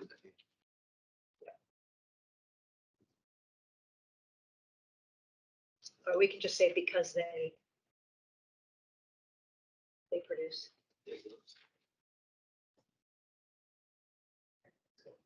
The RNG that appears outside the. Is on that next slide. Yeah. I also saw a stray quotation mark. C2 up top. No, that we're not getting. Yeah. Maybe we could in the future, but. I mean, we don't have a net zero source. Well, it's supposed to be coming from the Arlington Pollution Control. It is what it's. Yeah. So there's an entire industry behind that, as you know, that connects in landfills. And in our case, it's the congestors at the liquid waste water pollution control plant. And this is considered a carbon neutral use because the assumptions that it otherwise would be like it is today. although When will that be? 2028, I think. 38, so it will be later. Yeah. Right. The other thing is that they're planning on pulling gas to run the digesters. It's very energy intensive. I mean, they could use the gas that they produce, but they want to sell off as much as the environmental attributes as possible and pump it into the grid. So, you know, it adds to RNG, but it also kind of supports the grid system. And then the broader question is buses and the additional pollutants that are still involved a good use for RNG? I mean, again, like hydrogen, it should be niche areas that are harder to decarbonize. So I was in Denmark and I saw that they used to actually power electric generation, which then they scrub it and take the power out. That's the can. That's one source. Right. Remember that the biggest argument here is where do we put control carbon? in 7 million points or in 1 point. That's how the policy does. I think on that comment that, Go on. okay, thank you, Kurt. Bye, Tanya. Appreciate it, yeah. Yeah, on the comment on hydrogen buses, frankly, I think it says that. I mean, I think we say it in the first sentence in a different way. So to me, I don't think there's anything we need to do, so. You proposing deleting that? No, not No, the no. paragraph, just just not to take, the comment was to add something more to say what we essentially already said. Oh, okay. We already say it, so, yeah.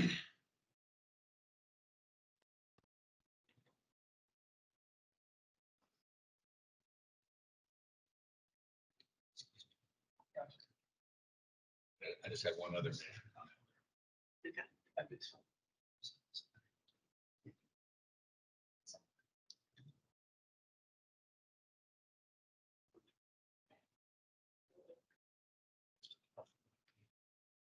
And we deliberately decided not to go through the whole report and point out all the flaws.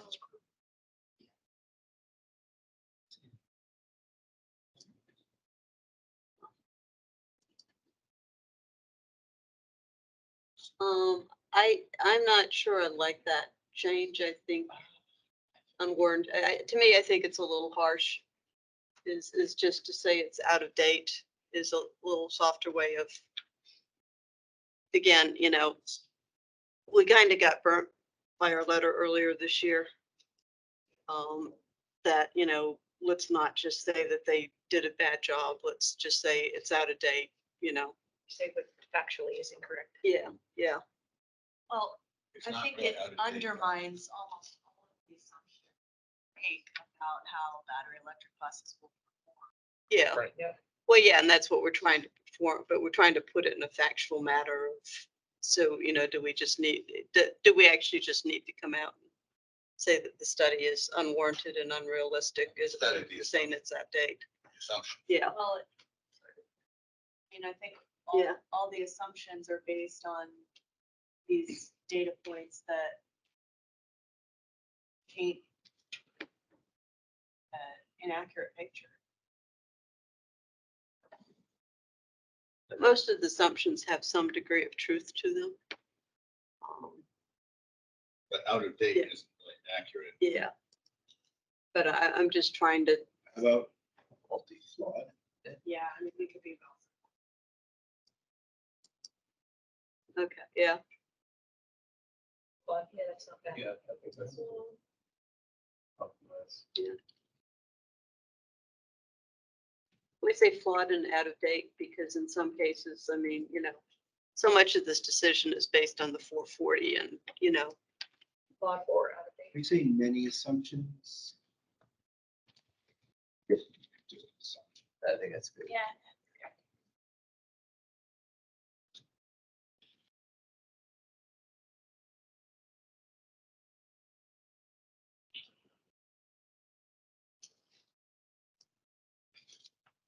I mean, this is even the more strangest one. Again, they come back, their argument is, well, every bus has to be able to operate every route. But only one bus is gonna operate any one route at any one time. Unless The they, other- That was just, I had was that Yeah. these assumptions, which are fundamental to the report and you pile on Yeah. one more assumption, one Yeah. more assumption, one more Yeah. assumption, it's unlikely. And then you have, all these assumptions are. Like a house of cards. yeah, But I'm from the old school, or how I was taught, like if something's really important, you should bury it in a footnote. yeah. So I mean, some of those assumptions I think are actually addressed in the bullets that we put that are in there. I mean, some of the things is you've got all the assumptions, better focus on, the parts of the thing that really undermined the conclusions that they've come to. But I mean, if there's a preference to bringing that up, or we can put it as a text box. It's not something we normally do, but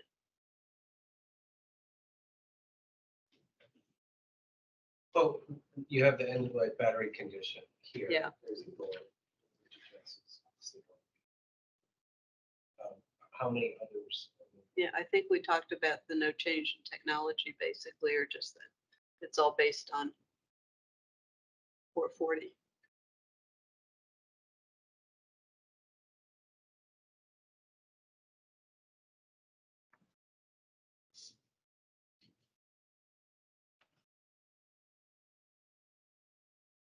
We mentioned the 20% of battery capacity.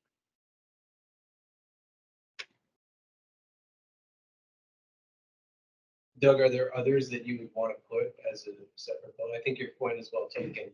The crush load is the most important to me. They're assuming 125% of capacity. And if you've ever seen an Arlington bus driving around, if you've ever seen it with 7 people, I have ridden them. that's a surprise. So putting in a 9,000 pounds of human beings as additional weight to be pulled around, I think, they don't show how each of these individual assumptions impacts on their final conclusion, Yeah. which is another way in which the report to me is disingenuous.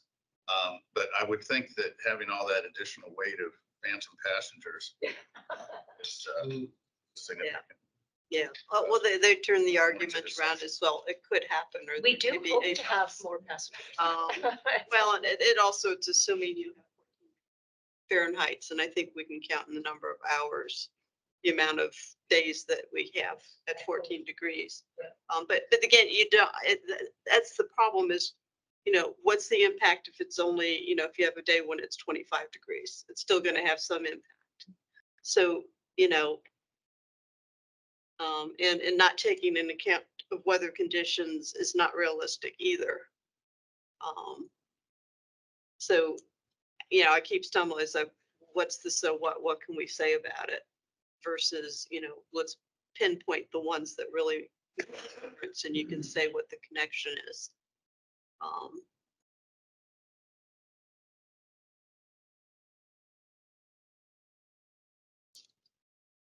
mean, there's also the assumption, I think, that there's only gonna be one charging depot in the entire city, right? I mean, if we are investing in battery electric buses, I assume we could find 1 or 2 other places for these to charge to optimize the route.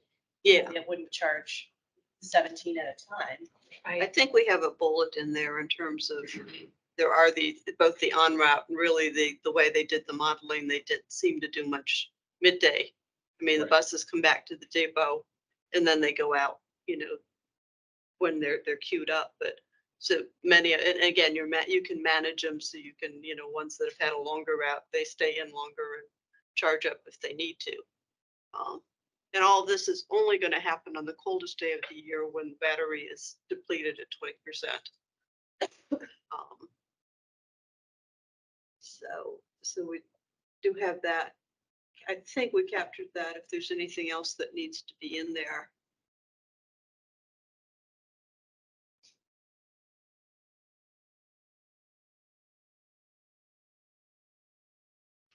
So again, people preference on the footnote, should we bring it up? Have we addressed it? What haven't we addressed? I mean, I'm glad we're kind of all on one mind on this, but, we're arguing against a study that has a lot of numbers and data that seem compelling. They somehow reach a conclusion that battery electric buses and hydrogen buses are somehow going to be kind of on equal footing in terms of how they're going to work in practice. And all of us sitting around the table were like, what are you talking about? It doesn't even make sense on its face. So I think adding additional detail and data points in our letter will help us combat some of the just what appears to be raw data by putting it, front and center in our arguments as well. Are you saying something's missing? We need more data? I'm reinforcing Doug's point that some of the things that are footnote right now should find their way into the main text of the letter. Why don't we make them as a text box? I think that's fine. Yeah. I think that's a good way to go.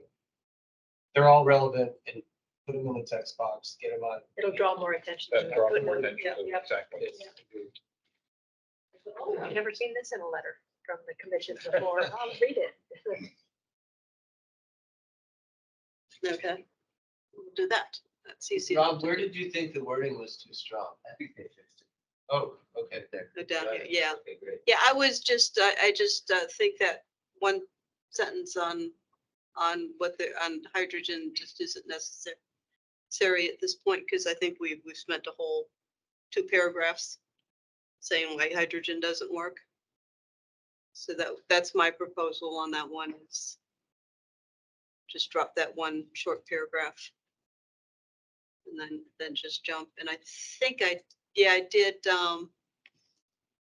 oh, yeah, kind of did think it would be good to add a little bit more, just so that we circle back to say, you know, we'll go forward with BEBs, and then we'll, you know, forget the fuel cell pilot until it seems like BEBs aren't going to make the cut, which seems highly unlikely.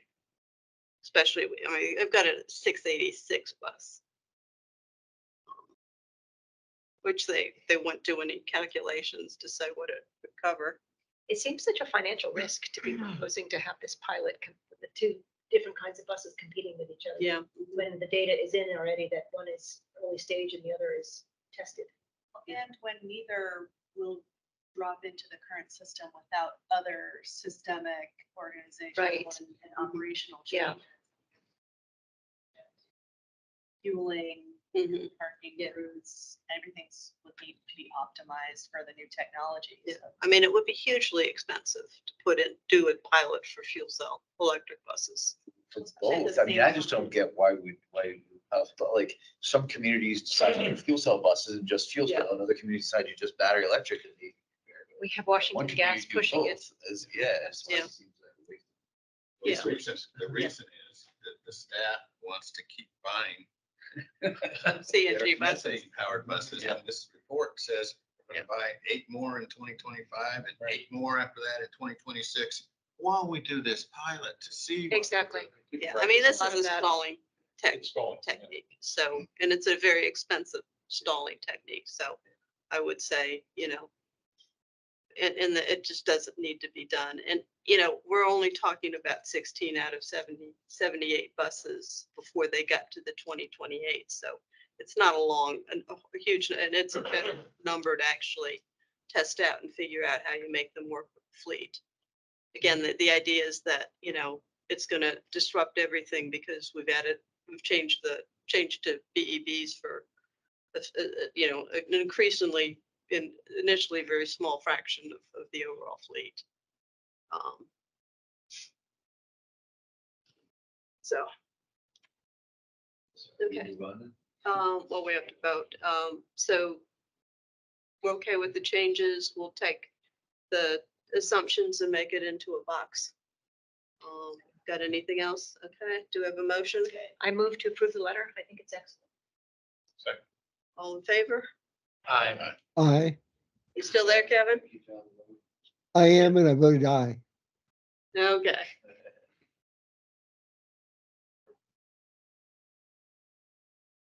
All right, okay, so, This was just released by, so there's something called the Annual Technology Baseline, released by NRO.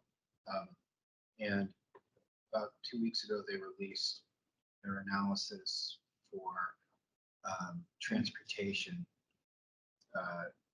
And that you can compare a whole slew of different technologies. They did not do buses, but they did long haul sleepers, medium step vans, and medium box trucks. And you can compare the effective fuel economy of battery electric buses versus, battery electric vehicle versus hydrogen fuel cell vehicles. In every single class of vehicle, basically the current capacity, current technology of battery electric vehicles is is either better than or close to as good as what they anticipate the fuel cell will be in like 2040 or 2050. Well, you can't beat physics.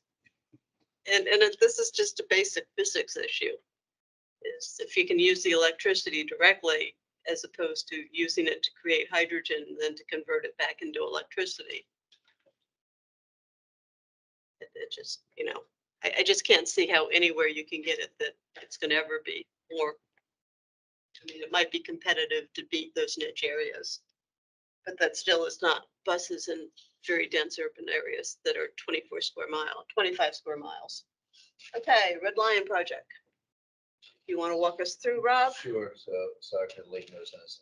One more time to look at it. It's fine. But we did the checklist a couple of months ago. The score was 69 on this checklist. I think the main issues as we scroll down through this is which basically use the same template that we had been using here. I did note. Let's go back up a second. I did note that in this case, War Partners application short meetings criteria, the team was responsive, and just Joan was at the second SPRC. They were, I think, I reasonably tried to make some changes, not even so much in the sustainability features, but definitely to the architectural and others that were. I think it's helpful to be positive when you can. Yes. So, okay, you can go down. So that language is all standard on the zero carbon certification that we used before. On the efficiency, it did submit the Energy Star, pre-construction documentation for a score of 86, but I scrolled down a little bit. But they are using in-unit electrical water heaters, and we are recommending more efficient heat pump water heaters. On the electrification portion, this was again the main issue. I think probably the number one issue for us was to be that for their hallway air, for preheating, they're using a gas system, even though they have electric throughout the rest of the building. So we want to obviously make it 100% electric and eliminate the gas from the system. Their own documentation shows that would be more efficient too. Also, they I think had minimal use, and it was hard to tell from the documentation of a roof area for solar PV. They did have a little bit of green roof on there, but it wasn't taking up all the space. It seems like there was wasted roof space where they could have installed solar PV on site rather than just committing to purchase off site. On EV charging, same issue I think we've seen with some of the other that they minimized or just barely met instead of planning for 50% of the spots to be EV ready. They are planning, and they had an extra of, I think they had 4 pads within their ground level transformer box area. So they had the ability to add another transformer and increase electricity. We're trying to get them to do that now up front rather than, they were bragging that they had already planning for this, so it's going to be easy to upgrade when the time comes, and we wanted them to build that in right now so that they can electrify all those spots, or at least be ready to electrify them. But they did use, I wanted to give them kudos for using the existing parking garage, which is great to not have to deconstruct and demo that and then rebuild it. So, and then on biophilia, we'll see. This is where they came back and really seemed to take into account some of the comments that were made.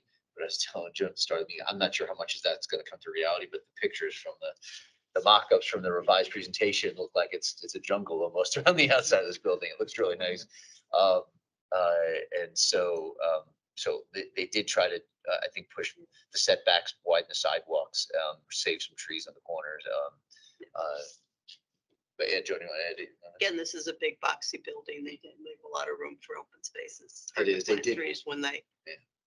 So again, I think this is one of the issues that have to start pressing the county for is redefining the setbacks on these development projects so that they can actually make sure that there's room there to have trees. Yeah. They built in like two small courtyard areas, and they do have kind of a rooftop area too, but yeah, it takes up most of the space. And one of the part of the reason they had the ability to go higher, but they kept it at a 6-story building and used the whole space rather than go it up taller.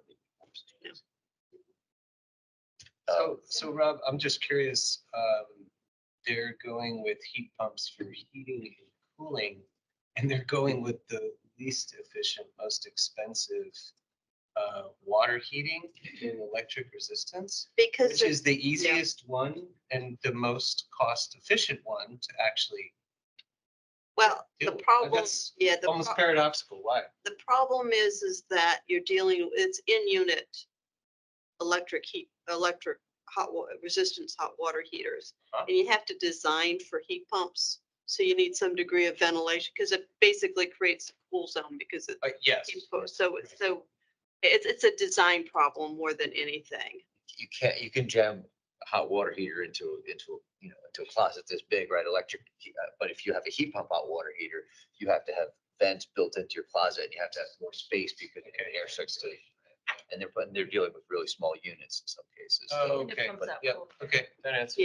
Yeah. So again, but then they don't like the heat pump centralized hot water heaters either, because again, I think it takes up more space.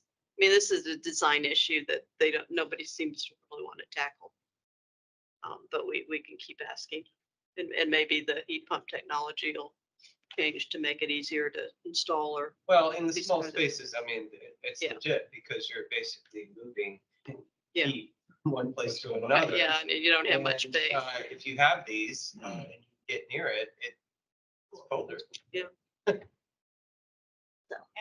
this is the project that we had our public comment on. And it does look like you talked about biophilia and milkweed specifically. Yeah. The letter's good. Any other questions, changes? Are you gonna do the final review? Just fix those applicants. We have Yeah, some yeah. capitalized applicants, some lowercase. It's Okay, tiny. yeah. Open to those comments. Put it onto the shared Important docs. You guys can all. You have a motion? How are they on lighting? Compliant lighting. They're doing the GBI minimum. Yeah, I think so. Yeah, I mean, those are issues we need to start thinking about more detail when we update the checklist. Yeah, quality of life. Yeah. I move to approve the letter. All in favor? Aye. Any opposed? Okay, so we got that done. So we can do some updates. Demetria isn't on the call, is she? She's not, okay. She was, I'd asked her and it's actually, since it's running late, we'll try to get this in January is for the Energy Committee that she's actually provided a list of some of the, and maybe if that's something you can get hold of, and send around to the commission, but a list of all the grants that they're putting in for under the IRA and infrastructure bills. Yep, so I So- have the recording and timing period of that, so I'll just send that to the group. Okay. Yeah, I think that would be useful. So, did you have anything more, Doug, from the Energy Committee? You'd already talked about the, which great job that you really ran to ground that solar stuff. Yeah, trying to see if there's anything else. No. Mark, any updates on the SBRC stuff. SBRC stuff? We're still in need of somebody for it's the Christmas tree Block W. And a backup for David. That's Definitely need a backup. Yeah, those are the two needs right This is for the, Just forward. Yeah. 1840. And if anybody wants to work with me on the Goodwill site, actually, that one's kind of encouraging because they're actually, it sounds like they're gonna be all electric. And it's, yeah, that's, I actually found it amusing, and I actually saw it on the CPHD, is the fact actually, Takas had made the comment about the trade-off between affordable housing and energy efficiency and sustainability.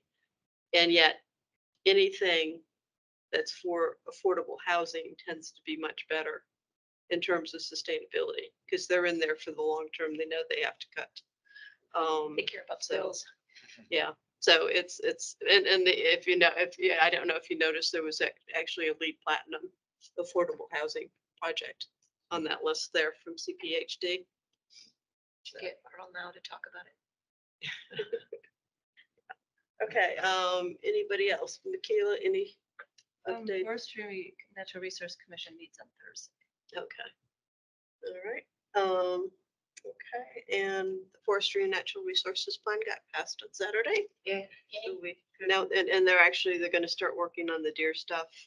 And one thing that everybody spoke about and it's in our plan is actually now looking at the setbacks and the lot coverage issues and the zoning things relating to that as being a pretty high priority. So, okay. And a final announcement, and very sad one, I hate to say, but we're going to lose 2 commissioners at the end of this year, which is Stephen, who's going off to graduate school, and Carrie, who's just going off. I'm going off. Going off. So if you want to. It's gonna be a big travel year. I did say to Joan and just now to Cindy that I am amenable once we settle down a little bit more. My husband wants to travel. We're going out to San Diego for 4 months at the beginning of the year and then probably some other places. But I would like to come back. I do like this commission. I really believe in the work we do. They're great. We got a great team right now on this commission. And I think You're a great contributor. Oh, well, thank you. Thank you. If you have a vacancy that you're not able to fill, you can circle back to me at some point and we'll see what my status is at that point. And I may participate as a guest occasionally to kind of stay on top. Yes, that'd be great. I don't think we're gonna resolve all this stuff. I'll come back then. You mean you haven't resolved all this already? Come on, guys. And what are the rules in terms of how many terms you can serve consecutively and can you come back? Just out of curiosity, not related. Yeah, no, that's an interesting question. Like You can serve three terms consecutively. Right, I meant off. Then you jump off. I think you can probably come back. I don't know how long, if there's a grace period. Yeah. I meant 4 years out of 6 total possible, right? So presumably I could come back for, All right. Another 6. or maybe the clock starts again. So, Yeah, that's the question. I don't know. I jump off for a year and Yeah. you come back on. Does it start over?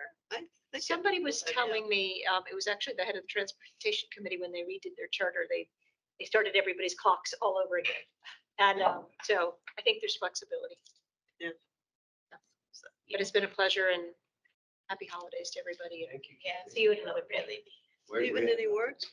Well, yeah, it's been awesome working with you guys. I'm so proud of all the work that we've been able to get done. And I've learned just so much about environmental policy, listening to you guys. I definitely, don't think I'm going to not be involved in environmental issues in Arlington. I'm going to try and keep abreast of everything that's happening. And hopefully if maybe there's any events or things like that I can come out to, I'll make an effort to do so. But just thank you so much.